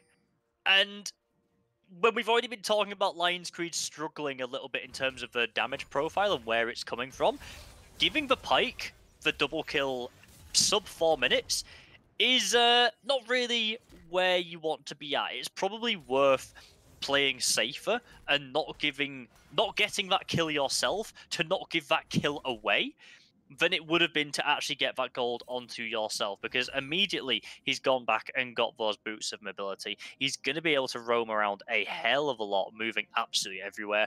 I just did the typical thing of looking into the mid lane and thinking, why is Fresh in the mid lane? But of course, it is a Nico looking for a repeat gank once again. I'm getting a decent amount of damage down to set it up. Samus moving forward, going to be able to get onto GMX, and there's no escape. Nico's just so able to keep herself on, but Cisse not able to keep himself alive. Instead, Johnny does the exact same thing top. I had no vision, and Samus absolutely terrifying laners right now. Yeah, there's Lion's Creed are striking in the side lanes. Glorious Gaming are focusing on the middle. We're going to see a hook land there, but nothing's going to follow it up under tower. But to be honest, I like what Glorious Gaming are doing. They're looking at the draft in the same way we are. They're identifying... Ooh, teleport coming bot. Seku's already got the stun off, but just teleports into a world where Fresh and Ezreal have already gone. And now it's to make the very awkward walk back up to the top side with Set getting so much free time in the top. The disengage you were talking about in draft showing just exactly how much there is of it there, Viper. And like I was saying before, that little skirmish kicked off. I like what Glorious Gaming are going for. It's going to buff that. Talking for you. Nice hook in, a nice kill coming through the Lantern a second too late to save Whisper. As that one is going to be the third kill going over to Seku on the Pike. I'm going to try and say it again quickly. I'll say it quietly so Lion's Creed don't hear me. Glorious Gaming focusing down the middle. They know that this Corki is going to be such a big part of Lion's Creed damage, especially when it comes to team fights. By trying to put GMX as behind as possible through these early ganks, through getting Purrin an early advantage, I think is a really smart play. But what cost is it coming in the side lanes, where they are starting to see this Pike 3-0 already? He's already getting, you know, those first signature items that he needs to start being a problem, start turning up where you don't want him to. And is it going to pay off for them in the long run, or are they sacrificing too much investment early on to try and put this Corki behind? You know what I said, if the Pike gets ahead? I think the Pike might have got ahead, and now he's caught out members of Glorious Gaming on the Dragon, but it's 1v3, and he knows it's probably not the smartest decision to make, so backs away. First Dragon will be the Mountain. It's going to go over to Glorious Gaming very easily as Perrin moves to mid lane, but Perrin, someone we haven't spoken about too much in this game so far, playing very, very well on the Nico, and really allowing Samus optimal gank positioning, because Nico, with the slows and with those snares, is just so nice to gank for. Very, very easy, and especially when you pair it with a Camille, there's so much lockdown potential. Like, it is incredibly difficult to stay safe from a Camille at the best of times, but when you pair that with an Eco as well, it is practically impossible. GMX having a really rough time of it, but does have a CS advantage to his name, does have a level advantage. So despite falling prey to a couple of early deaths, still doing well in the 1v1 matchup. And, you know, he's only going to be stacking up. He's still got the Cull on the go. He's picked up the tier as well. This Corki, he's not looking to come online anytime soon, but when he does, you'll know about it. And members of Glorious Game will probably know about it too as they look at their grey screens, wondering what happened. But still early doors. The game has been all action so far as GMX looks to turn the damage around on Perrin, just showing that he's still there, still capable of doing so, even though the early stages have been all about Perrin and Samus. Maybe Samus even more so in this mid lane, who is once again hanging around, looking towards gank opportunities, but without the CC going down from the Nico first is a little bit skeptical. Does have 6, so does have the ultimatum, maybe looking to go from a Raptors, but will actually just steal those ones away, and Kayron spotted out as well, gives Corki an idea that something's amiss, and he'll sit under his tower quite happily and wait for the minions to crash in. And we do seem to have taken a minute or two of lull, but it's going to break now as topside 2v2 engage. Yeah, the Ornn has been blown, and Cisa is calling for aid, looking to stay alive. We'll be getting the ultimate down before the shield comes in. Samus is there for the 2v2. Teleport comes in from Nico as the damage doesn't land, but the shield sure does. I had no vision, gonna be chased away, gonna be taken down after being rooted, and Jess now needs to be careful as Samus looks for a tower dive, but doesn't want to tank up. As Ornn will survive on a sliver of health, Samus will also do so. What can Perrin do here? He won't land the Pot Blossom, so he's going to be forced to back away. G-Max looking to get snipes down, looking to clean up these low targets. The root comes down, though. The damage is huge from Glorious Gaming because they pick up one. Will they pick up a second? They will pick up a second at the cost of Samus. But Glorious Gaming make all the right moves in the top lane and pick themselves up some spicy kills. Samus was able to get in on that play from the right direction, able to come in from behind and catch out I Had No Vision and Jez. Set such a fun champion, surviving with no health but getting that massive shield. But Whisper doing a good job of dodging out in the bot lane. He does manage to get the arcane shift off in time. Ezreal a little bit more vulnerable than he was in the previous patch because the arcane shift cooldown did get increased at all levels, but Pyke and Taric are still going to be looking for these hooks wherever they can. Kayron back down here to try and protect him. And so far, the game is still fairly even. There's not really a lot of gold in it. No one has huge advantages kind of like, you know, running away with it out of control, but you are starting to see a skew of priorities. Glorious Gaming focusing around this mid lane a lot more, going for this Glacial Augment Nico build, like you said, Viper, and trying to have as much utility as possible to allow the rest of their team to step up. But it's Seku down in the bot lane who has been Lion's Creed's focus, managed to pick up 3 kills on the Pyke there, but rather than roaming around like you typically expect a Pyke to do, seems to be very focused on just staying in this bot lane. He is the one that's farming, of course, so he can't just let that all of the minions and the waves go to waste. Can leave it up to True Rambo instead to be trying to do the vision clearing and keeping a little bit of eyes on the river to see what's going on. And now moving up maybe more towards the top side, but Dragon is spawning up, so don't want to be committing too many members away from that objectives.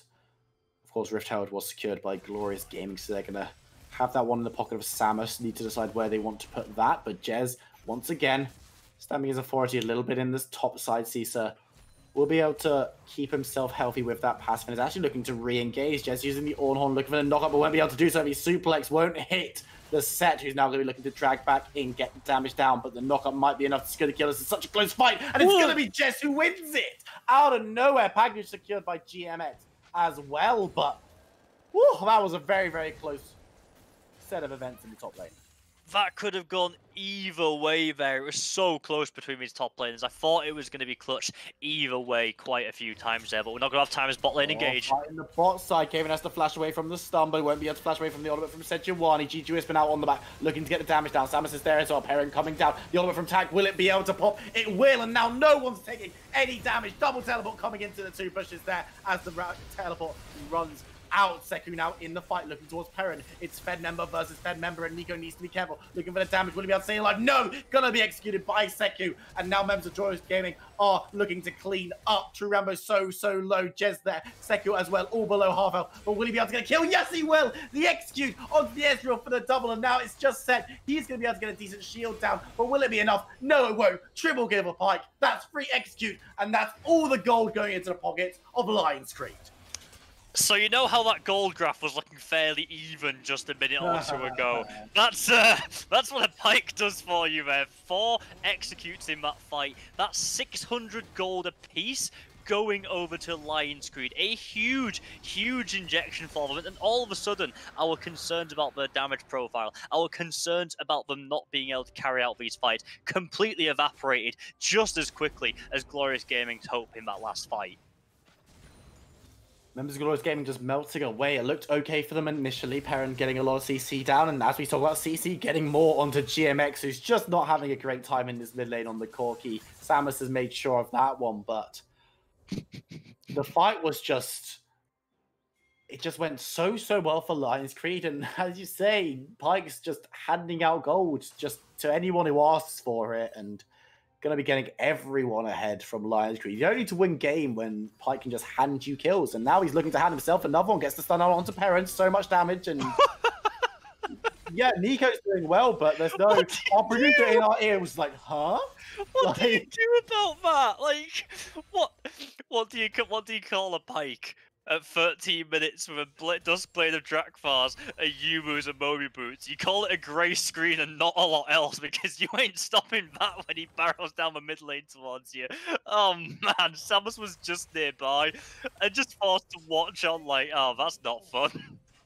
No, Samus is standing in the wings, like, I don't know if I want to engage this. Does have Karin in support, but now Cisa looking to fight Jez once again. This one doesn't look as close, especially if I Had No Vision turns up as well. Gets dunked down, but they're just so tanky, and Set has nowhere to go, will be taken out, and Lion's Creed have started to run away with this game in the past few minutes, getting a lot of gold from that fight, and now looking to get a lot of gold in the top side as well. Samus does drop the Rift Herald, but the charge... He's only getting a couple of plates. Samus, nice little flash, and could use the lantern to get a freedom, and won't be looking to. Will be looking to continue the fight. Hex Ultimatum comes down, but the Ultimatum might not be so good. Samus, you're captain here with me as Seku secures the kill. True Rambo moving forward. Now the fight is far from done. Whisper on the side. The box comes up to try to alleviate, but it will not be enough as Perrin dodges out from the damage, but won't dodge away from I Had No Vision, who secures that kill for his team. And Lion's Creed, but maybe the first time in the split, are running away with this. And just as I questioned earlier, I wondered, oh man, that goal, I've just seen that goal difference. Oh, that's not fun. That is not an enjoyable experience. That is not an interactive Summoner's Rift experience at all. We're going to try and defend this tower. Aaron going in, but I don't think you want that one, buddy. Goes golden on like 4 health and will be taken down. It's going to be I Had No Vision securing that one, stealing it away from Seku on the Pike, but nowhere is safe. Yeah, this is pretty unfun for Glorious Gaming right now, it has to be said. Like, assassins at the best of times can feel frustrating to play against because of the insane burst damage they provide to a team and how they can 100 to 0 you before, you know, you kind of get a chance to react. Well, right now, when you've got this Pike running at you at Mach 10, if you think you're dead, and Perrin, he's not going to have time to figure it out. He's going to be hooked in, he's going to be using his shield, but it won't be enough as the death from below comes through, and Seku gets his 10th kill of the game after 15 minutes, which is, you know, that's cool, and the nostalgia for this GG roster is, it's dripping away second by second. Let's just put it like this. We challenged them at the start of the game, Lion's Creed, that they had to justify this draft and these decisions. Yeah. Yeah, this'll do it. This'll do it. Do you know what? It's not even. They're not even justifying the draft. They're just justifying Seku on Pike, as Jez might have been caught out in the alcove as we get an alcove fight. Jez now trying to run away, gets hit up by the damage from CC, and I think there will be enough to secure the kill. I had no vision, and SQ though are going to turn up saying, "What did you do to my friend?" The hook will not land onto Samus, but I had no vision bundles in to try and get the kill. This is turning into a full-on event as people teleport in. Samus looking forward. Who's going to go on? Perrin's the one who decided to try and square up to him, and I don't think that was a good decision, as I had no vision will be able to secure the kill onto Samus, running away onto tower, gets sniped out by the Israel from downtown, but now Perrin will be the target. No. How can you kill a Pike when he's invincible, though? He will be able to get away on the tower, gets the hook onto Cisse, will take a couple of tower shots, but is set, so won't mind too much, as the hook does not land onto anyone important, just True Rambo, who after his ult goes down isn't going to be the priority target. Seku gets a nice stun onto 2. Who's he going to look for? He's going to look towards K-Run, but it's taking a decent amount of damage. Will they be able to take him down? They will be able to take him down. True Rambo now and GMX looking for the damage. Will be able to secure the triple kill. The triple kill onto GMX from the Corki for the first time in this game, as K-Run is left to run away, tail between legs, using those plants to try and slow down the onslaught, but it's not going to slow down the ultimate from Corki. That's going to be his fourth for the fight. GMX has decided to come online, and he is going to rinse through GG.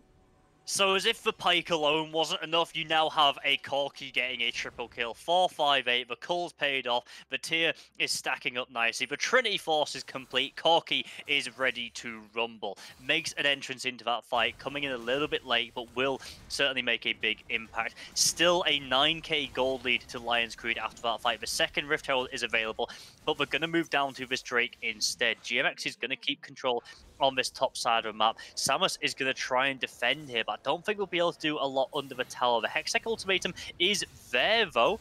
Good Valkyrie away by GMX, deciding he doesn't want that as Cisse is arriving in that top lane as well. Probably doesn't want to tango with the Set and the Camille both at the same time. And Seku and True Rambo just going to try pushing this wave in mid and once again roam around. They're not here to take the towers. They're just here to make Glorious Gaming fear for their lives. And Glorious Gaming should fear for their lives. We've seen it enough this game that no one is safe in any position unless you've got a lot of friends, and now Perrin might be in trouble. Jez half helps him with one combo, but the ultimate comes through from Perrin. Will he be able to escape from this? No, he won't be able to escape from this all, as Jez takes him down. Whisper coming in to try and get some revenge, but does need to be a little bit careful himself. Jez going low, and as you see, GG Whisper has gone for that Iceborne Gauntlet that we thought he might do at the start of this game. Jez won't be able to get a knock up against Damage Down, and oh look, it's Pike. What fun! As Whisper goes down, just surviving on a sliver of health, and man, this is a whole... Seku's just like, do you know what? I want to win this game. Lads, I'll carry you. We'll get this one done. Honestly, Viper, that your reaction there to the Pike turning up shows me and you have been playing far too much League of Legends together. I don't know how many times I have expressed a similar sentiment when I've been playing top lane and the enemy jungler turns up for the 7th time in the first 5 minutes of the game. But yeah, Glorious Gaming cannot get away from this Pike at all. Seku can just run around the map endlessly and pick people off. Jez and I Have No Vision are so tanky, so survivable that they can drag out these fights near endlessly and just allow this Pike, this creeping menace, to turn up out of the shadows and drag you down to the depths. The Iceborne Gauntlet won't be enough. The Ninja Tabis likely won't be enough. And funnily enough, neither with the shields from the Set or the Pop Blossom on Nico, because, you know, Pike just goes through shields because it's a true damage health execute. Doesn't matter about those extra resistances, those extra shields you've got. He doesn't care one damn bit. So, you know, those defensive tools you're buying, they don't really mean an awful lot right now. I'm just going to quickly defend myself. Very, very quickly. I think that all of my analysis in Champ Select was correct. I just didn't expect Seku to go 11-1 in the first 20 minutes of this game. And you know what? It might be 12. K-Run has been caught out. He's a little bit too far extended. And by that, I mean he's not in his base. And Seku will be able to pick up another kill with the ultimate, giving even more gold out to his team. And you've got to wonder at this stage, it must be getting close to Seku having given out as much gold as some of these players on GG have actually managed to accrue this game. I mean, I was going to ask producer if we can possibly go over to the... There it is. Oh, that's horrifying. That is... Is there a single... So the only member on Lion's Creed that doesn't have a significant gold advantage is the Taric. But he's currently 0-0-16, and he still has... He still has like almost a 2k gold lead on his lane opponent as well. Yeah, like the only person that he isn't eclipsing in gold... Sorry, the only the only member that is losing team on gold is the other support. So Lions Creed are feeling pretty nice. They're feeling pretty happy with this, and it's only gonna get scarier as this is about to find out. Cisse, you know what? Oh no. Yep, there we go. He's gone down. Seku with another kill with the ultimate. Now going to be looking for the reset, so might want to start the fight pretty early on. Does get death sentence, but you're not trapped in here with me, son, as Perrin does go down. Seku getting the second kill of the fight, looking for Whisper. Won't be able to get the execute down, but just wants to get the damage down as Gavin will be able to catch onto I Had No Vision, but SQ1 is not the target you want in this game for your CC. Samus left in the wings, wondering what's going on at 21 minutes. GG not feeling so confident in contesting, but Lions Creed certainly feeling confident in starting up the Baron, and now going to look to get the damage down onto Samus. Seku actually goes very, very low, will be surviving that one though. GMX able to get the kill while Seku floats away, and Baron going to be going down pretty quickly though. I don't think GG going to look to contest this one, and perhaps not. Perhaps might not be the best idea. Yeah, going to be letting this one go down for free, and what are they going to look to get with this?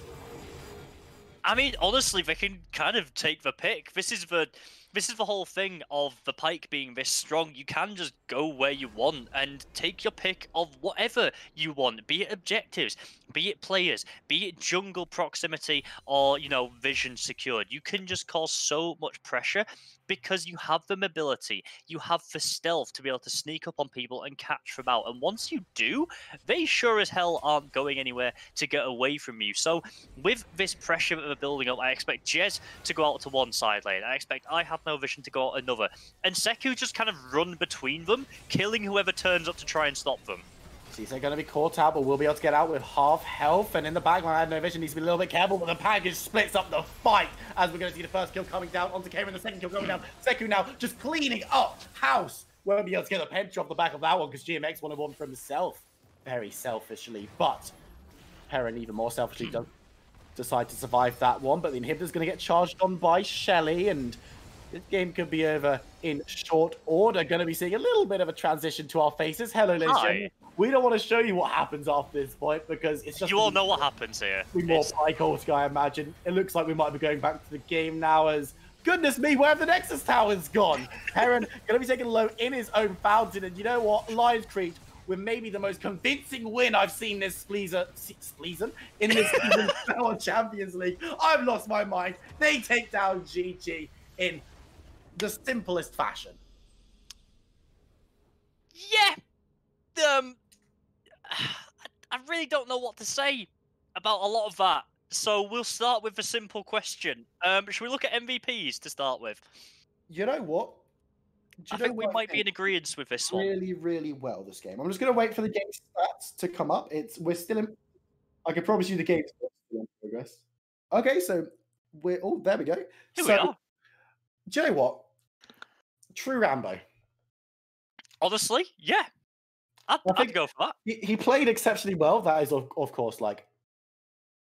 Oh, no, I need to be very careful with syntax. True Rambo played exceptionally well. That was a joke because MVP is actually going to be second on the pipe.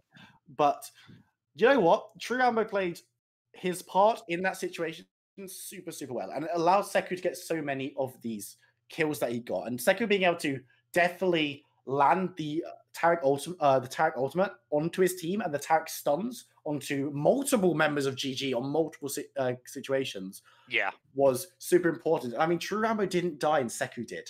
So it's a toss-up. I mean, honestly, this is one of those feels bad moments because we can't not give the MVP to Seku.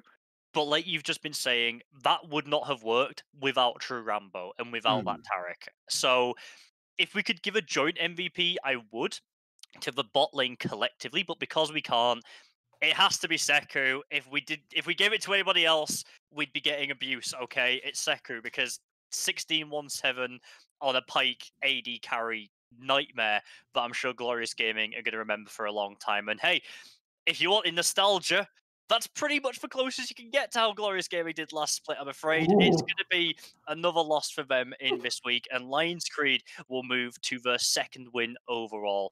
Both these teams are going to go for a little bit of a break right now. Lick their wounds and prepare for the games later on, because we're going to have an interview, and then we've got Absolved versus Lion Creed, another bottom of the table matchup, and then we have Split Raiders versus Glorious Gaming. So the teams are going to need to take a bit of a mental reset after that. I think if Lions Creed go into the game against Absolved expecting to pull off that same performance, I think they might be surprised. And I think they might struggle a little bit, because we did see GMX go down quite a lot in that early game. Samos and that's Perrin true. did a fantastic job of getting an early advantage for this Nico. It just then became difficult to maintain that when you had a 7-0 Pike that was kind of Exactly, just my ulting friend. on your face. So you're gonna struggle with that a little bit, but I believe we're going to run over to an interview. Varus is going to bring you an interview with the top lane of Lions Creed, Jez, telling us all about that matchup from his perspective. We're still live, ladies and gentlemen. Well, thank you very much for joining us. And make sure that you tune in to see if Lions Creed can repeat their heroics against Absolved Academy. Thank you very much, and we'll see you in a few minutes. Sure. Right. Guys, I am joined by Jez from the side of Lions Creed after that performance, and what performance that was. Hi. Yeah, that was quite a performance from our bot lane there. So, talking of bot lane, I want to talk about the thought process in picking this Pyke and Taric, because nearly the Taric Master Yi meme came through as well. Yeah, I think. Well, maybe we'll save the Master Yi for another time, but yeah, Pyke Taric was something we were wanting to try, and yeah, as you can see, it worked out pretty well. So it was pretty insane on Pyke. What was the comms like in the draft when you was thinking of picking it? What was going on there?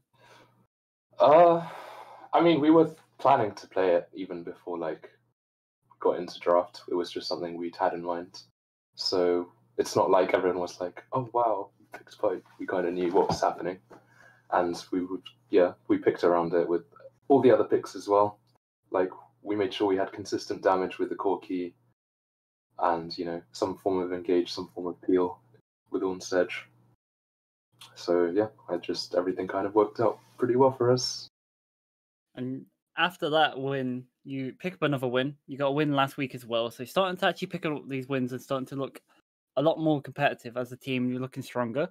And moving forward, you have Absolved, who also came off a loss today. So you got some momentum right into that matchup. How are you feeling about this game? Yeah, good. I don't know. Personally, I'm just feeling like we can probably just beat anyone, and we probably will. Yeah, that's sort of been one of the themes of the league. It seems like at points anyone can beat anyone, because there's points where people's early games will look weak, people's late games will look weak, and I think that's where. Sorry, your mic. Sorry, yeah, I had to move my mic for a second. I think that's been points where it looks like any team can beat any team, and definitely going to look more stronger coming into playing this Absolved roster. And Absolved have obviously a few changes in, with Cronin playing in the mid lane, who is a Riven player. Oh, really? Nice. I'm guessing you didn't see the first game today, so. No, I didn't manage to catch it, but yeah. I mean, people keep banning Riven against us for some reason, so that'll be interesting to see what happens there. Maybe Riven will be a prior pick. Probably not. Who knows? Probably just play Ornn again. Haha. Be relegated to Ornn duty. We'll have to see. So, when we are back after this short break, we will be back with Absolved versus Lions Creed. Can Lions Creed keep up their winning ways, or can Absolved get a win on the board for today? We'll have to see.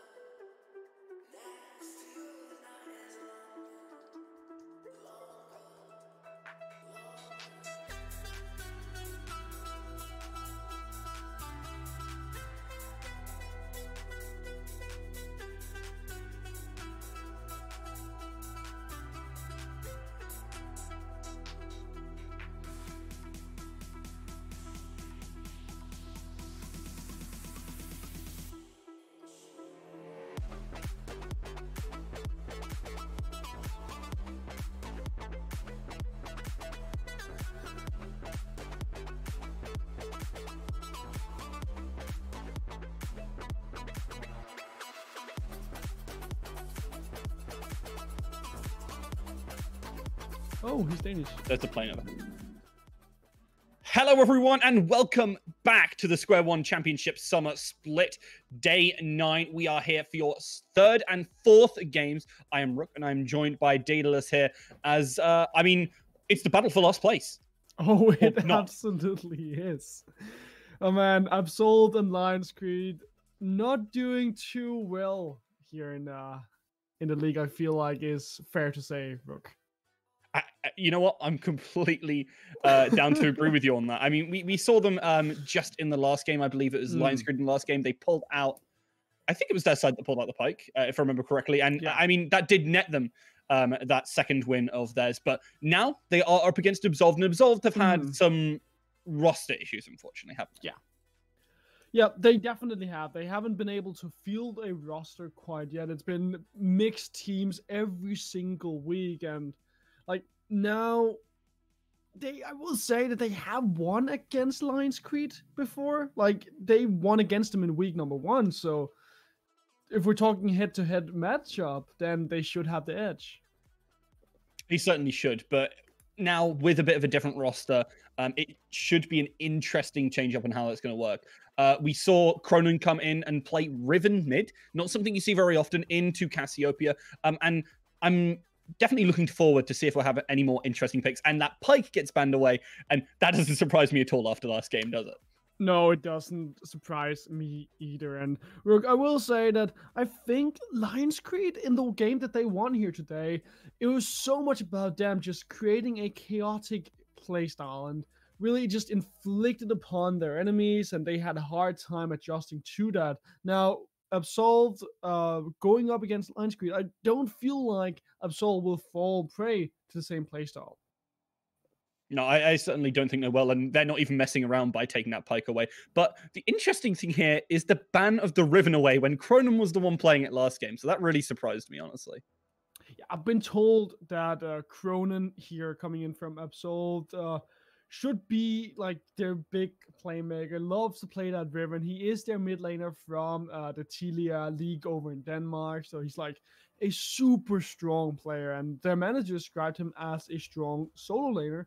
So it doesn't surprise me that you're taking away this Riven pick. He looks super strong on it in game number 1, and honestly, I would fear him if I were Lionscreed. He certainly would. And I mean, pretty standard pick here coming in. Ezreal picked up early for True Rambo. And I mean, it's a pretty safe and open pick, isn't it? It is. And it also denies it away from Padaman, who played it in the first game. So right now, you're removing it from the 2 main carries here on the side of Absolved. Now, I will say that even though you have removed those 2 picks, you still have Coin going on support. He is their shot caller.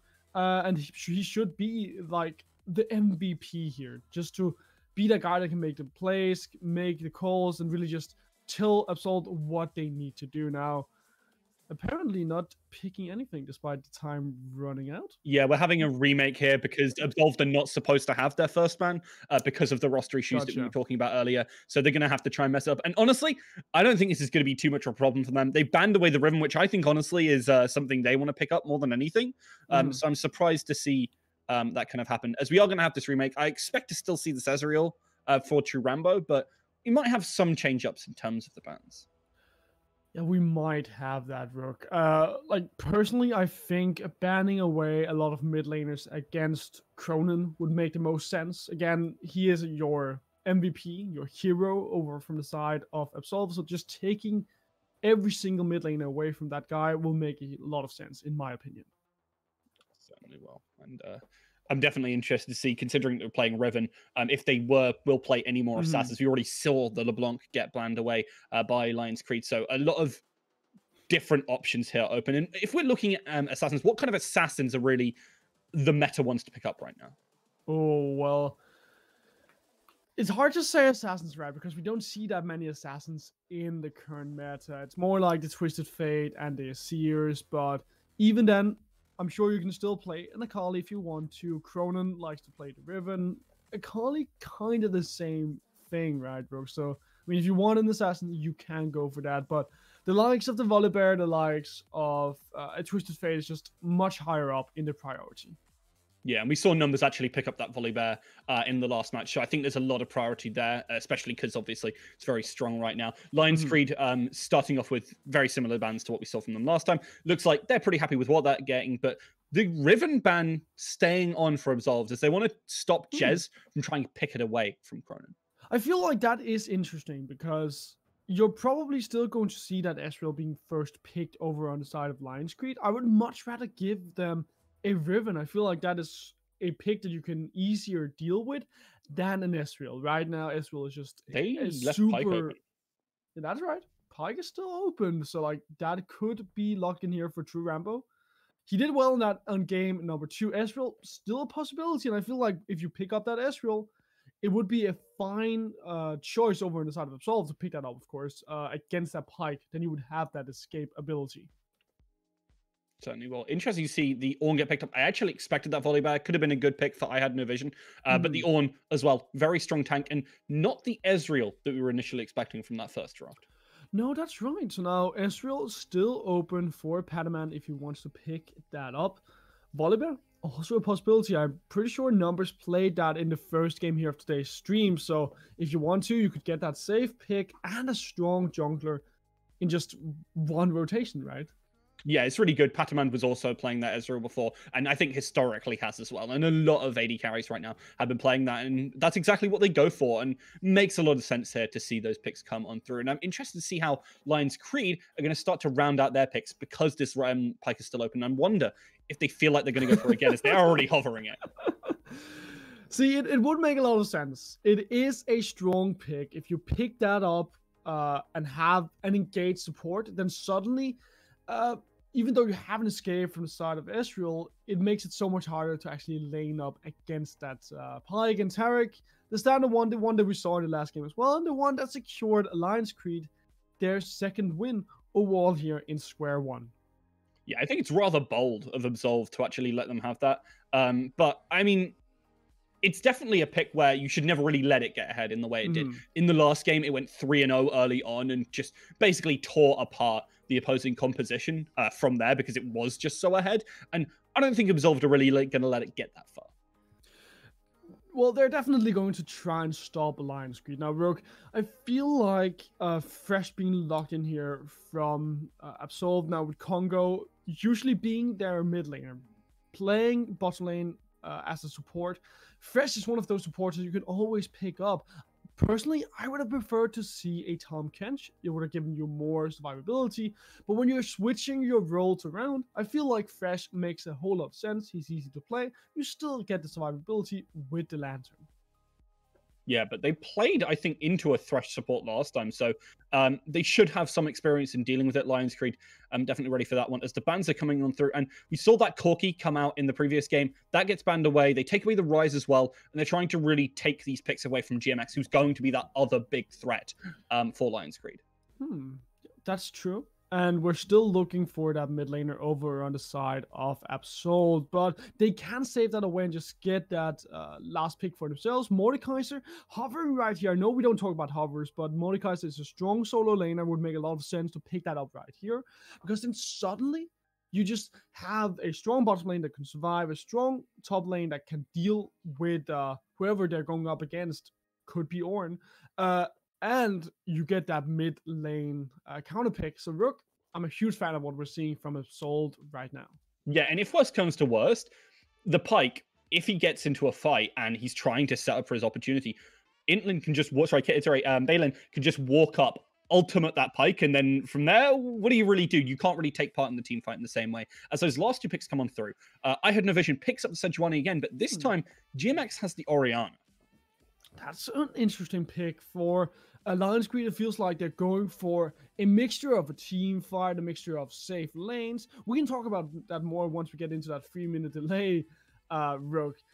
Because obviously it means that when you're going up against a team like Absolved, who placed second in the regular split last split and even got into the playoffs. Sorry, they placed first, but like they play also in playoffs they placed first. Like these guys, they have so much experience, and it could just mean that someone like Lions Creed, they could have a hard time because they barely scraped into playoffs last split. So experience-wise, Absolve, they just have a tad more. They certainly do, and especially in Cronin. And actually, if you ask me to select a player to kind of really highlight here, it's actually Cronin on the Silas, because we know Cronin's a good player. We know he can play these kind of bruisery assassin sort of things. And Silas is really good into this composition, isn't he? It absolutely is. You can steal so many of these ultimates away, and there's so many big ones. Ornn, Sejuani, Pyke, Rook. Silas definitely is the right pick. Yeah, and it's good that Absolved went into the ban. They didn't actually want to take it away. They were initially thinking about it, but they prepped for it. I'm sure they were in ban phase with their coach, and Cronin was like, yeah, I got this. Don't worry. Give me this Silas. He's ready for it, and I think all eyes are going to be on him. And how the mid jungle is really going to play around that. Now, I heard Navision had a decent game last game, but I don't know how GMX he's going to play around GMX effectively, because most of the time he was focusing on rotating with SQ1. But in this game, we're going to have to take a look towards, I feel like, really the mid lane, mid lane and jungle synergy. That's where I was going. From the side of Absolve, I feel like they have such a strong duo. We've talked about how Silas can steal those ults, but also just the fact that you can just chain your CC onto an Orianna who doesn't have a lot of escapability just means that suddenly you're looking a lot towards the mid lane and towards grabbing up those kills that DMX could represent. Absolutely should. And I was very impressed actually with numbers in game one. The big kind of question mark for me is Balin on this Mordekaiser, because I'm not going to lie, that first game of theirs was not great. They were playing Shen into Aatrox, went 0-2 early on, and from there, Lolas absolutely took over the game. I need to see some proof from it early on that they're going to be able to play this effectively. Well, we're definitely looking for proof for the two teams that they can turn the ship around, because they haven't had a good split so far in the league. Absolve sitting on 2 wins and 7 losses. Lionscreed 2 wins and 7 losses as well. So like, right now they're sharing a place. Absolve, we've talked about how they have so much experience, right? And I feel like even though they have that much experience, just sitting here at the very bottom of the league means that they need to change things up. They're obviously not the same team as they were in the last split. They have been mixing their teams up every single week in Square 1 and in the 2 Danish leagues that they're playing in. But still, things need to change, and I've talked to the manager. Next week, they're going to change things up once again. They're going to be fielding one team for the rest of the split. And like right here, you might get a taste of what it's going to start to look like if this is the team that they're going to field from now on. Yeah, chopping and changing, working out what sticks for you. It's a little bit late into the split, obviously, as at the end of this week, they could end up being 2-8. But I do like that they're going for this experimentation, and I'm very interested to see how it's really going to play out. I've been really impressed with numbers so far, but I've been impressed as well with some of their other junglers. I think Foot Makalar was almost like Glorious Gaming, actually. But Absolved as well have had some really solid players across the board, and I think there's a lot of competition for this spot. So watch this team as well in later seasons, as they could just continue rocking on up with the roster that they decide on and really start to improve with it. Well, Absolve definitely have shown us great things in the past, Rock. But now, looking back here at the champions that the 2 teams they have picked up, I'm going to, as I've already mentioned, really going to keep an eye out on numbers. I believe that's what our casters in game 1, game number 2 called the Jogner from Absolve. I'm going to look at him. He's going to be, they are going to be rather a real force for Absolve. They can make so many plays around the top side and the mid lane. So that's where we're going to take a look, because Volley and alongside Mordekaiser and Silas are really deadly combos. We can talk more about that once we get into the game. But just to quickly say, for Lionscreed, we're going to take a look at the bottom side. That's going to be the real important one. We saw in game number 2 of today's broadcast just how bloody strong they are. Yeah, and bloody is a perfect descriptor for that, because Oseko really looking to get aggressive. We saw that in game 2 of today, and they're looking to a very similar thing here.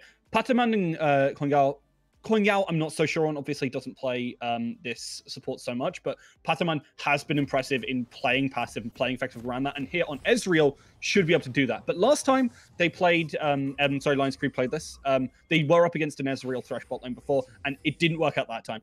Will Absolved Academy be able to pull that out, or will they fall prey to the same situation?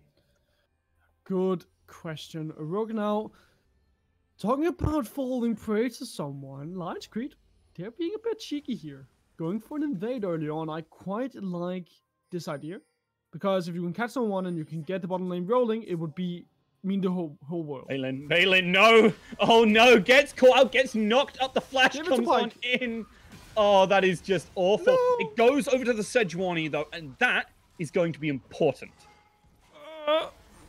Okay, I see where you're coming from, Rook. I can understand why you think like Sejuani would be important. Obviously, you have... Okay, let me start from the top. Yeah. It makes a lot of sense giving the kill to Sejuani because you want to be able to match numbers in terms of ganking whenever numbers is ganking. But I would have loved to seen it go over to Pyke simply because it would have made so much more sense to try and get your bottom lane rolling. That really is your early game presence. If they live here in the early game, you have so much power on the bottom side of the map or wherever they are, and you can make so many more plays. You certainly can, and keep an eye on those junglers, as they should, as usual, really be the deciding factors of where things are going to happen if everything goes right. But aggression early on from Oseko, trying to get aggressive onto Subalip, takes a bit of damage here as they are going to keep on trading. But Pataman is very happy to keep this damage going. He absolutely is. For Pataman and Seabal down in the bottom side, it's all about just surviving. For the bottom lane of Lions Creed, they need to look for kills. Your top lane, your jungle, and your mid lane on the side of Lions Creed, they're looking to scale up. They're looking for those items. Someone like Ornn is just there to buff up these late game carries that you have in the jungle and the mid lane. So for the bottom side, Sibel, True Rambo, looking for kills. Pataman and Sibel, they just need to survive. Absolutely. Some good trading early on, though, from Balin, taking some damage back. But I like that we're seeing this. I like that they've kept up in CS, and also didn't expect that TP because the death was so early. So it's not the end of the world for Absolved as well. No, it absolutely isn't. And I feel like just that kill moving over to I Had No Vision gives I Had No Vision a bit more confidence to work with. There it is. There is said confidence, and you're going to see the flash come on through. I expect to see the flashback. There it is. They proc the riddle there, and absolutely fantastic. And you see Absolved Academy being kind of worried. Pataman is looking to continue this trade, but the armor doing a lot to mitigate that damage. Nice stuff as Pataman is able to dodge away for now, but unfortunately going to get locked up with that stun. And this is absolutely fantastic for Lions Creed here. You're seeing Cronin trying to make the plays happening. Has to blow that flash. We see a fight on the top side as well, as everything is going on. And bloody, as we said earlier, fantastic descriptor. Oh, man. Rook, everything is just falling apart here. And well, now I'm top side. No. Oh, England so close to going on the tower. Oh, man, that could have been horrifying. But now in the mid lane, Cronin is looking for a fight. Yeah, and with no mana on GMX, really looking to trade early on there. But I Had No Vision turning up means that Cronin has to back off. Very respectful there, and great awareness from them. Balin is actually still looking for this kill as Jez is hanging around. It needs to be careful, knows that Sejuani is in the mid lane, just saw him move up towards the top side as well. So you need to now go back and reset your lane. But bro, we need to talk about what just happened down in the bottom side. I Had No Vision getting 2 more kills. That puts this Sejuani at 3 kills in total. And suddenly, they are such a strong carry. You can go back, grab up your first item more or less. Yeah, GMX is not going to be around for long. The flash does go, but the flash comes out from Sebel. It finishes off GMX. And yeah, as you said, you don't normally expect that Sejuani to go for the invade, but it worked so well for I Had No Vision. It did, and it just showed us who is the strongest jungler. We talked about how for Absolved, they need Volibear to be their playmaker. But now, Numbers has died, and Sebel is about to die. No, but Numbers is right there. Sebel might go down. doesn't have that flash up as he already used it. The shield comes on through. He just about goes down, but that TP could be huge. Jez comes on in, and Balin only now channeling it. Huge mistakes. We see Cronin go down as well, and Balin is not going to be long for this one. A lot of damage coming through. They take down True Rambo. This is so much damage from Absolved right now, and they are happy to take these bloody fights. Lions Creed, they thought they knew what they were in for, but it's absolutely not that way. Absolved happy to take these all over the map. Oh, they surely are so glad that this is happening, Rook. You know, getting 2 more kills onto True Rambo really doesn't mean that much for Lions Creed, but getting 2 kills onto Padaman suddenly shoves him right back into the game. Yeah, that is not what I expected to see, but this is, well, basically the textbook kind of thing. That is a fantastic Lantern, and Sublip has been so on it so far this game. Already has the Moby Boots and has put it to great effect.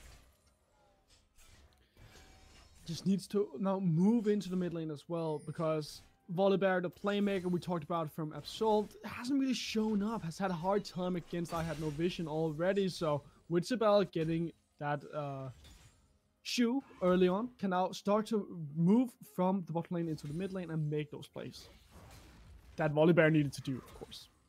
Yeah. Numbers just trying to catch up right now. Got caught out in a very unfortunate situation. Not too much their fault there, but should be able to kind of still provide a lot, especially towards that mid game when you're kind of hitting that ultimate, when you're hitting your power spike on that Volibear, which is just so strong right now. Sevalep is just going in. That True Rambo standing still makes a big mistake and takes a lot of damage. Seko doesn't manage to hit that spear, but nice attempt. Vision is coming. Yeah, and Patamand still needs to back off. Does actually get hit by the stun there and taking way too much. The Ignite will tick on through. They will go down as they're actually just about able to survive. Seko is looking for it, and Patamand is not long for this world, but they managed to trade back.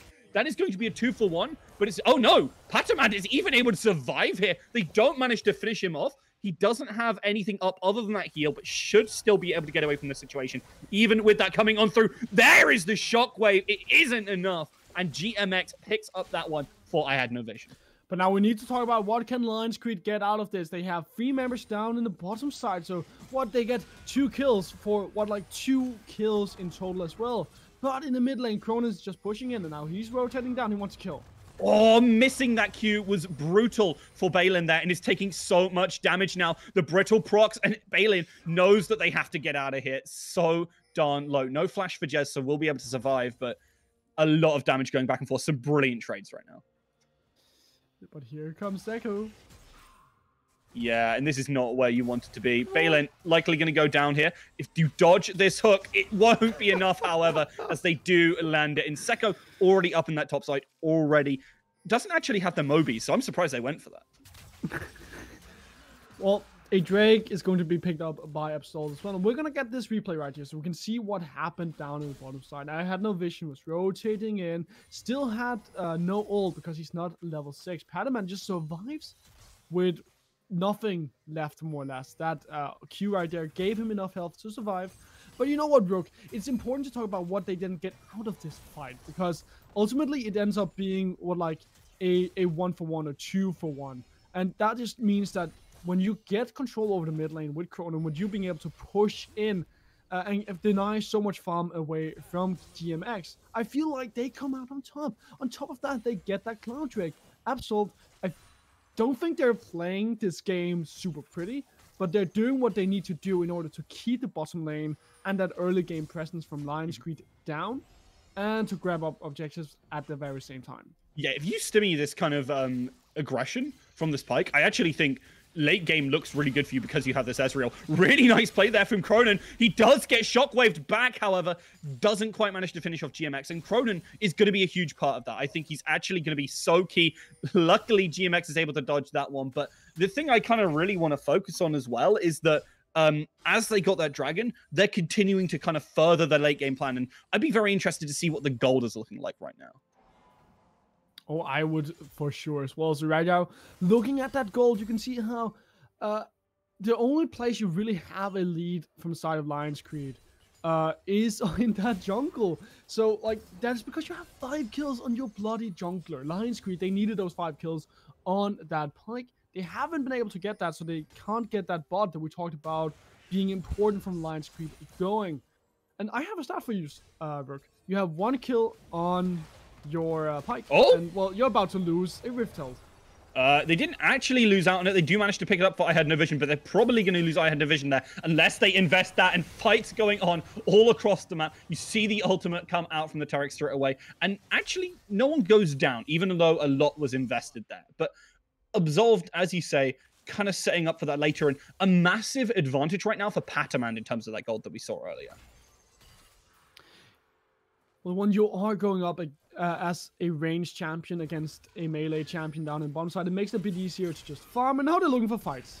Dude, they are really nice dodge there, but the flash will secure the kill onto Sabalep. And Pataman now, he's running for the hills because he knows exactly what's coming. There's the exhaust. Manages to get away from the pull there. Fantastic stuff. Rambo, you need to be more careful. Barely doesn't go down because that ultimate misses, but really nice stuff from Saku to go for that flash to counteract Sabalep's play. That would have been a kill had Pataman landed his ult, but Saku gets another kill. Sebal overextends just a tiny bit, and if you do that even more, you're going to push Saku back into the game, and Absolve would not want that at all, Rook. If you get that Pike back into the game, suddenly, Lions Creed, they're going to have much more control over this quote-unquote early game of the map, and I'm saying quote-unquote because I feel like we are in a mid-game with all these fights that we're getting. Yeah, both teams very much looking to make plays all around the place. And you could see that Sabalep is already moving, playing around with numbers. And with Cronin picking up that shockwave, he's looking to make a play too because he knows that his team is waiting just around the corner. There it is. Sabalep will cut off the escape. A nice 3-man shockwave, but unfortunately it's not going to be enough. The TP coming on in. There's going to be 4 players collapsing on this position. Numbers gets knocked up sky high and barely goes on down here. They lose 2 members. Cronin is still looking to make this play as Intlin is trying to take down Jez here, but that Death Realm is going to wear off, and Intlin, you're going to have to flash it away. A lot of damage coming on through, but it might not be enough. Pataman is coming to clean up. Cronin takes down the Tarek. They're continuing this aggression, but Jez might just be able to make it away. And, well, trades back and forth all over the place. I think that was 2 for 2. I think so as well, and even more kills goes over to I Had No Vision, looking so strong now. About to get that second item as a jungler 12 minutes into the game. It's going to mean that you can really start your team fight, but the rest of your carries are not looking too good. So for Lions Creed, if they can force some chaotic team fights, some skirmishes where they have that man's advantage, it's going to look real good. But I'm not sure Absol will get them that as numbers are coming in. Numbers is indeed coming in. GMX gets hit, but Intlin kind of interrupted their Seko. Will be able to take him down right away, and this is what this Pike wants. He was behind so much gold, and I want to see the gold after this as the Rift Herald also crashes. Cronin and Sabalep still trying to make that play. The stun comes on in. He does go down. A triple kill here for Seko on that Pike, and you can see just how much of an impact that has made. He was behind like 1.5k gold. Well, maybe not quite that much. I think probably about 1k gold on this Ezreal not too long ago. Now he's up 700. It seems a tad ridiculous, doesn't it, Rook? That suddenly Seko's back into the game. GMX gets another kill. Sebal overextends, dies, and suddenly a Mountain Drake will also fall into the hands of Lions Creed after that fight. But Absol, they felt like they could force a fight once again. Numbers came back from base after having died, but you're up against Saku. Obviously, it's an instant execution with your ult, so doesn't matter that he's slow, doesn't matter that he doesn't have any items. You just need to execute people, and suddenly with 5 kills on this Pike, they're back into the game. We talked about how the bottom lane from Absol needed to survive in order to not feed this Pike. Well, it ends up showing us that everyone needed to survive in order to not feed Pike. Yeah, because he is basically everywhere on the map, and that was what I was really impressed with in the last game. True Rambo taking a lot of damage here, but I don't think Chrono will be quite able to finish him. Actually, he's just going straight for it and forces out that ultimate as well, picks one up for himself and makes it out. But yeah, the Pike has just been all around the map. We saw him top lane earlier, we saw him mid lane for many a time, and I mean, Balin is looking for this fight here, but taking down this on might prove a difficult task. Especially when you're free, it's going to be super hard, but Inland, he's just tickle a bit now. Seku being forced to go back here by Cronin, but up in the top side and in the mid lane, you have some very weak points right now. So that's surely going to be the first tower of the game here for Lions Creed, at least in the mid lane. No, Absolved pick it up in that bot lane. Unfortunately, GMX kept at bay by numbers there, and as a result, isn't able to pick it up. Nice takeaway from Absolved there, though they are going to lose that mid lane turret in the near future. If Cronin... Okay, he doesn't make that play. Ollie, I wanted to see it too. I wanted to see Cronin come in and smack GMX once again. Cronin really has been that hero for Absolved, as I tried to paint him as in the pick and ban phase. He's the mid laner from the Tilia League over in Denmark. England, not the hero from Absolved, more like that dead comrade as he dies once again. Cronin coming up to avenge him. Yep, gonna probably be able to take down Jez here, but the flash comes on out. It's not quite enough. And the stuns from that SQ1 are such a pain in trying to take them down. 7-1 as well is I Had No Vision right now. You know, it's like playing teamfight tactics when you're early on in the game and your Vanguard gets a Warmog's armor. You just can't do anything but tickle that champion. And now Cronin, you're in a tad of a trouble. He's respecting it a lot, playing far back, and definitely showing that kind of status of a veteran, not overextending, not pushing into these positions where you know you're going to get caught out. Bataman, though, has to be careful, is right there. That pike alongside with the Tarek and even the Oriana ultimate for good measure just completely blows him up. Seku spots 2 members right there, but that's going to be another Rift Herald here from Lions Creed. You can't do anything with Patamon dead. You can't do anything without numbers around you. Numbers right now back in the base, but Cronin, you're overextended, mate. He really is. Seko's going to be easily able... doesn't actually. He heals back up out of that, but unfortunately does manage to finish him off with that undertow there. Really nice stuff from Seko, realizing he can just pick that up, because I was praising Cronin for that veteran status and kind of patience, but this time makes a mistake and falls.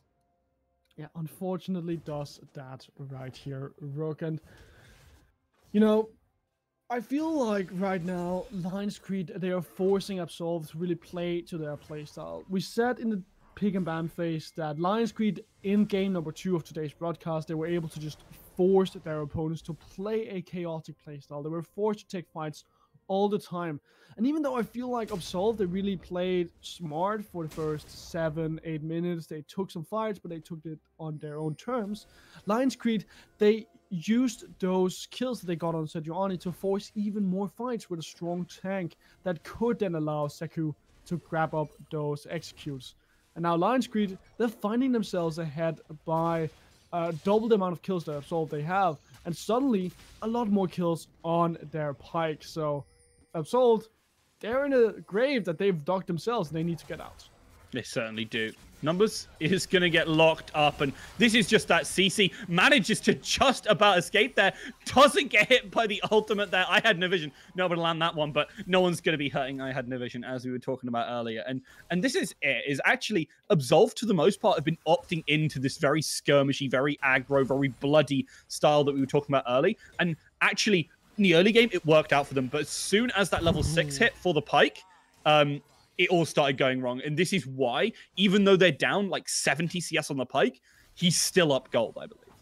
Yeah, 600 gold bounty as well. So just no need to farm minions when you can just farm champions. But farming Drakes is what they're looking for. But Absolved, they want to stop them. Yeah, Cronin posturing very far forward here. Need to look for that smite. Doesn't manage to get it, unfortunately, but there it comes. The Tarek ultimate is massive. It's going to provide so much mitigation of damage. True Rambo barely survives, and Key doesn't let Cronin get that reset, and this might be the most important thing, is he can't continue to finish these off. Seko will fall, but Ches and I Had No Vision are so hard to take down. GMX overstays, but it's going to be Balin who falls. She overextends, and Cronin in a very similar position now because of these big tanks, but he is on this side, so is able to heal up quite a bit. They're not even going to be able to finish off Jez. Pataman trying to make that big play here on the Ezreal. Definitely has the tools, but unfortunately too far behind to deal with I Had No Vision, and the rest of the team just stands behind them. And now you have an ace on your Oriana as well, Rook. GMX, late game carry for Lions Creed, now also in this game, and suddenly super strong in the mid game. So Lions Creed grabbing just every single advantage that they can. Now with an Infernal Drake 2 absolved, they are in such a big problem right now. Their carries are strong, but your frontliners just aren't, and that's what happened in that fight. Your frontliners just didn't stay alive for very long, and it meant that there was no way that you could keep on fighting. But Cronin wants a piece of DMX. Yeah, but can't really catch up to them, unfortunately. And as a result, we're going to have this replay, and you can see it right now. Cronin is looking for this execute, and True Rambo, he gets caught early, has to pop this ultimate, but they don't deal enough damage. The dragon is secured, and Cronin just can't make this play. Really nice flash from True Rambo. Actually sets up the rest of this fight. As Seko is able to escape and distract people while these tanks really work their magic. But also look at the front line here from Absolved. Numbers and Intlin dies incredibly easy and very early on. Numbers is still alive, but has been chunked out by GMX. Same story for Intlin, who put GMX into that death realm, but just wasn't able to finish GMX off. It feels like it was a smart fight from Absolved. I really liked it, but it's just they just aren't strong enough to fight really against Lion's Creed yet. And it feels weird to say, but your Mordekaiser has died 5 times, your Junglers died 4 times. So can you blame them for not being strong enough? I surely can't. Yeah, they're down 5k gold, even though actually the CSs are very much in favor of Absolved. Those kills have just been so massive, especially from the Pike, who obviously gets people extra gold and really makes that monetary difference worth it. They're also able to pick up a couple of these dragons off of it, and Lion's Creed really dictating the pace of the match, and Absolved just seemingly opting in every opportunity. GMX has to be careful, as he is going to get probably taken down here. As Cronin doesn't catch up, at least initially here. That phase rush working out really well, but not quite enough, as there are the chains. It's going to be a bounty going over to Cronin, so that's some money that you can definitely use here for Absolved. Gonna help them get a tad back into this game now. Rook, I was about to call you Cronin. Sorry about that. That's not too bad. He's a good player. Yeah, well, of course, and he's Danish. But actually, do you want a fun fact about Absolved? You can get that after this fight. Yeah, Sabalip manages to flash out, but there it is. Fantastic stuff. He is going to go down, but the question is there going to be more? It looks like Numbers is just going to fall, but Patamand and Cronin starting to try and make that retreat. Dodges out of the way, does Cronin, but getting out this position, they're going to give up a lot for this. And Balin, again, going to get caught out of position here. What? You just can't be here. Oh, well, perhaps you can get Siku. Would make a lot of great things happen for Absolved. Grabbing up that kill and grabbing up that bounty, going to give Intlin suddenly a way back into this game. But with Numbers dead, you could turn your eyes towards the Baron. And this was actually a point that I wanted to talk about, Rook, here for Lion's Creed. The fact that Lion's Creed are so far ahead means that they have to push their advantage. Their comp isn't really built for late game simply because it's a short-ranged comp. Your late game carry is Orianna. She's going to be able to deal damage, yes, but you don't have an AD carry like Padaman. So unless you can get those executes off in the late game, you're going to really fall prey. So you need to push your advantage. You need to look for that Baron right here and right now. Not in 7 minutes, not in 10 minutes, but now. Or else Absolved, they're going to start to fight their way back, especially now with Padaman grabbing up that Nur mana. Certainly is. This is going to be that big kind of angle which they're working through. Both Silas and Ezreal really going to be terrifying in these later fights. And that's got to be the leverage which they're going to take. Even though they're down gold, they can just use the fact that the gold means more on them to really push that kind of, well, push the disadvantage, so to speak. That's not really a great way of putting it. So, Rook, now that we're getting a bit of a downtime, right? Now that we're not looking for kills, never mind. I jinxed it. There is no downtime in this game. I'm sorry to break it to you. Unfortunately, every single opportunity Lion's Creed have been looking for, and they absolutely should be. As we were talking about earlier, I had no vision really spearheading this team. But no kills come in. So, Rook, I really want to tell you this fun fact about Coin from the side of Absolved. He's not playing right now. It is Sabai instead, but Coin is usually the shot caller from Absolved. And had I realized that he was not in the game, I would not have tried to tell you this fun fact, because it's a bit funnier if he's in the game. But The fun fact is, Coin and I, the normal mid laner from Absol, we share the same hometown. Oh. Apparently, he also comes from Hellslow in Denmark, but Cronin about to die in Summoner's Rift. Not in Denmark, but that might just open up here for this Baron. As Cronin, he's the MVP, the strong player right now from Absol. He is, but unfortunately he's not from Hellslow. Instead ends up in Hell as he's absolutely taken off the map. And this Baron going to be going down quite slowly. Not a lot of consistent damage from Lion's Creed, but it doesn't matter if you can just kill anyone who tries to stand up towards you. And I think that's exactly what we're going to see here. Lion's Creed setting up for this. They're taking it down ever so slowly. They have the level lead, 3 level leads on their jungler. They're going to be able to take basically everything off. And with that really nice play there, you're going to see an attempt to steal, but doesn't manage to get it. Numbers has to flash out, and making those plays is just so hard because of the advantage that Lion's Creed have here. But Lion's Creed, they take the smart choice. We talked about how they needed that Baron, Rogue, and they grab it up the moment that they can see that opportunity. And now Jess, apparently not too much vegan as he's looking for some meat right here. So he is. Balin has to be careful here, and just has not been having a good game here in Mordecai. It's a great pick. We saw some nice trades early, but when you get to this point where this Ornn just kind of goes, well, it doesn't really matter what you do here.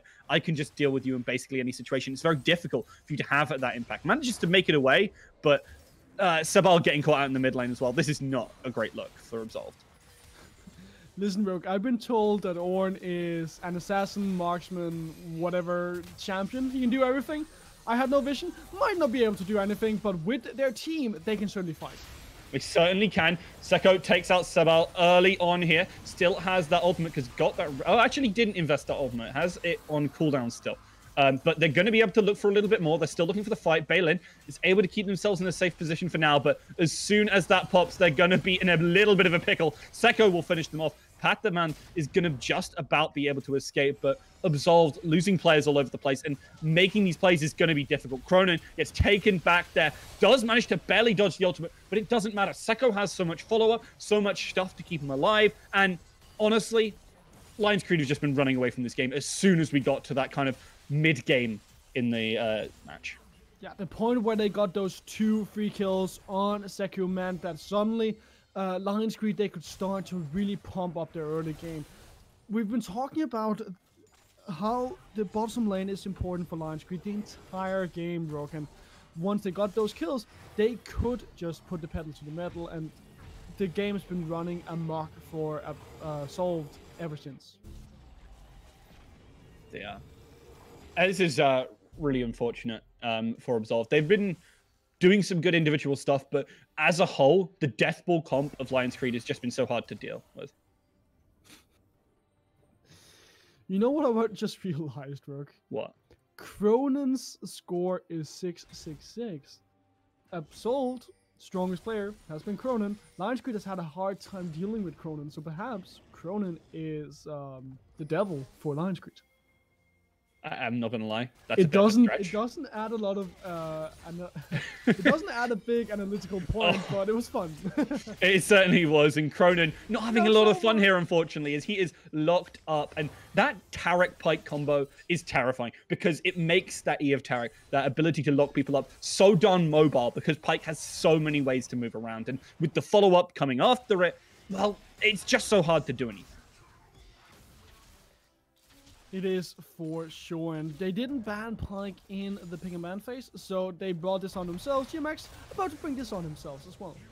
It certainly is. Numbers trying to make that play, but GMX might actually just be able to escape here. They're unable to lock him down. The flash comes on in, and Sebel is the one to go down. It's a 1v3, certified. And as that happens, you can see the rest of Lion's Creed pushing on in. And honestly, I think it might be them moving away from last place here. Balin tries to make the play, but there is the triple kill. Gets a little bit of help at the end, but still fantastic stuff from that mid lane. And I've been very impressed with GMX so far in this game. Sure, the show has really been focused around Seko. Around I Had No Vision, but it's just been so fantastic from them. You can see, finally, the game is going to be finishing off as Lion's Creed will take this W. And in under 30 minutes, playing around that Pike, really nice stuff. Oh, for sure. All they needed were those few kills in the early game for Seko to really get going. Once they got those, they just put everything into, always put all their money on like one player, SQ, just put the pedal to the metal, and Lions Creed. They never looked back. They kept on fighting against Absol. Absol didn't really do themselves any favors. They had to look towards top and mid in the early game, but Numbers just kept on being shut down by his opposite number, and it meant that you couldn't really do anything. You couldn't make any plays as that Volibear. Yeah, honestly, I had no vision getting ahead early, and he really shut her down. Numbers wasn't really able to make the impact that I saw from them in their first game today. And it's sad to see because I think that was the real big changing point. Because Balin didn't have a great game first time. Cronin kind of played very similarly, having a good game. Pataman as well, Sabal as well. But the fact that Numbers wasn't able to show up here really, really sucks because I do think that and playing around Cronin effectively would have been the big key to this. And it just never really came through. Yeah, had Numbers had a good early game, it would have been a completely different story. But for Numbers, getting invaded early on just meant that there was nothing that Numbers really could do. And it ended up just being a bad game for Numbers and for Absol, and something that they need to move away from now. They've had a very bad day here today, losing 2 games. But next week, they're coming in with a final team for the split. And I'm hoping that they can start to turn things around because they are the top team in Denmark, obviously with different rosters, but still, they have the structure, and I'm sure they can make it work. We certainly do believe that. And you've seen glimpses of greatness from Absol. But on the other hand, Lions Creed, very happy to pick up this W, take themselves out of last place. And honestly, you have to be thinking, if you're a team going up against them next week, do you ban this pipe? That's the big question for me. Oh man, I don't know, because like on one hand, it's such a niche pick and such a niche combo in the bottom side. But on the other hand, like now you've won 2 games with it, forcing a super chaotic playstyle onto your opponents, and all it took was 2 kills to put them onto Seku before they could really win those games. I feel like I would want to respect that single pick if all it takes is 2 kills. Yeah, I certainly agree with you. And actually, to pick this up, a player who I also highlighted before, GMX, really impressive on that Orianna. And we have an interview just coming in now for Omena interviewing GMX after the break.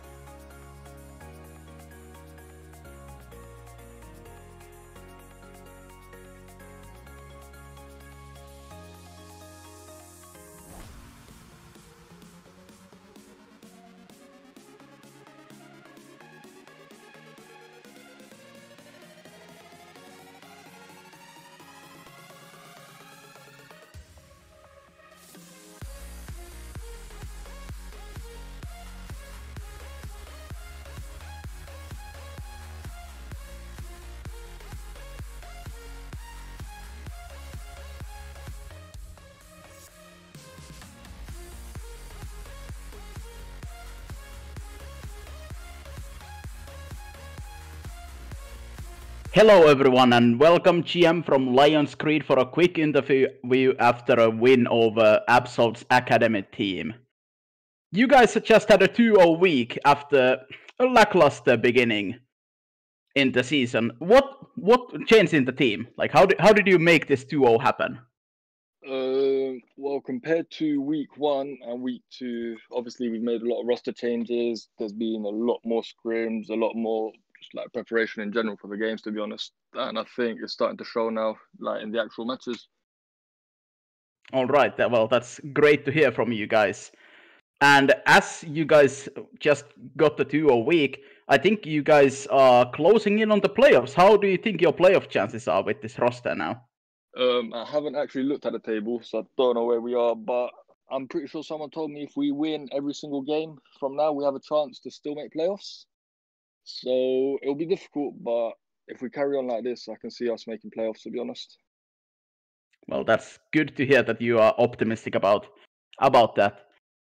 Well, I have to ask you, since you guys just played 2 games of Pyke Taric bot lane, like what is the idea of this? Like, did you guys see this somewhere, or did you just think like this could be a nutty duo? I mean, essentially what happened with that is our ADC wasn't here today because reasons, and the person filling AD for us doesn't actually play ADCs. And we thought, yeah, we'll just put him on Taric, pull it out with a Pyke, and it's quite OP. Yeah, it definitely seemed extremely OP in the hands of your bot laners. Well, last question before I let you go. You had to play against in the mid lane today against Kronan, who is at the moment in the highest division of Denmark, just doing pretty good there. Did you feel pressured against him, or like how was the matchup going into this player? I feel like the Ori matchup into Silas means I could just farm for free, and as long as I don't make mistakes, there's not too many openings for Silas to do anything. And to be honest, I missed a lot of farm. I mismanaged some of the waves, but in general, yeah, he's good. Like, you could tell he didn't really give anything away for free. Like, every lead we made, we had to work for it. Yeah, but ultimately you ended up getting the W right there. And thank you for being here, GM. And we still have one final game today, Split Raiders versus Glorious Gaming. Stay tuned for that one.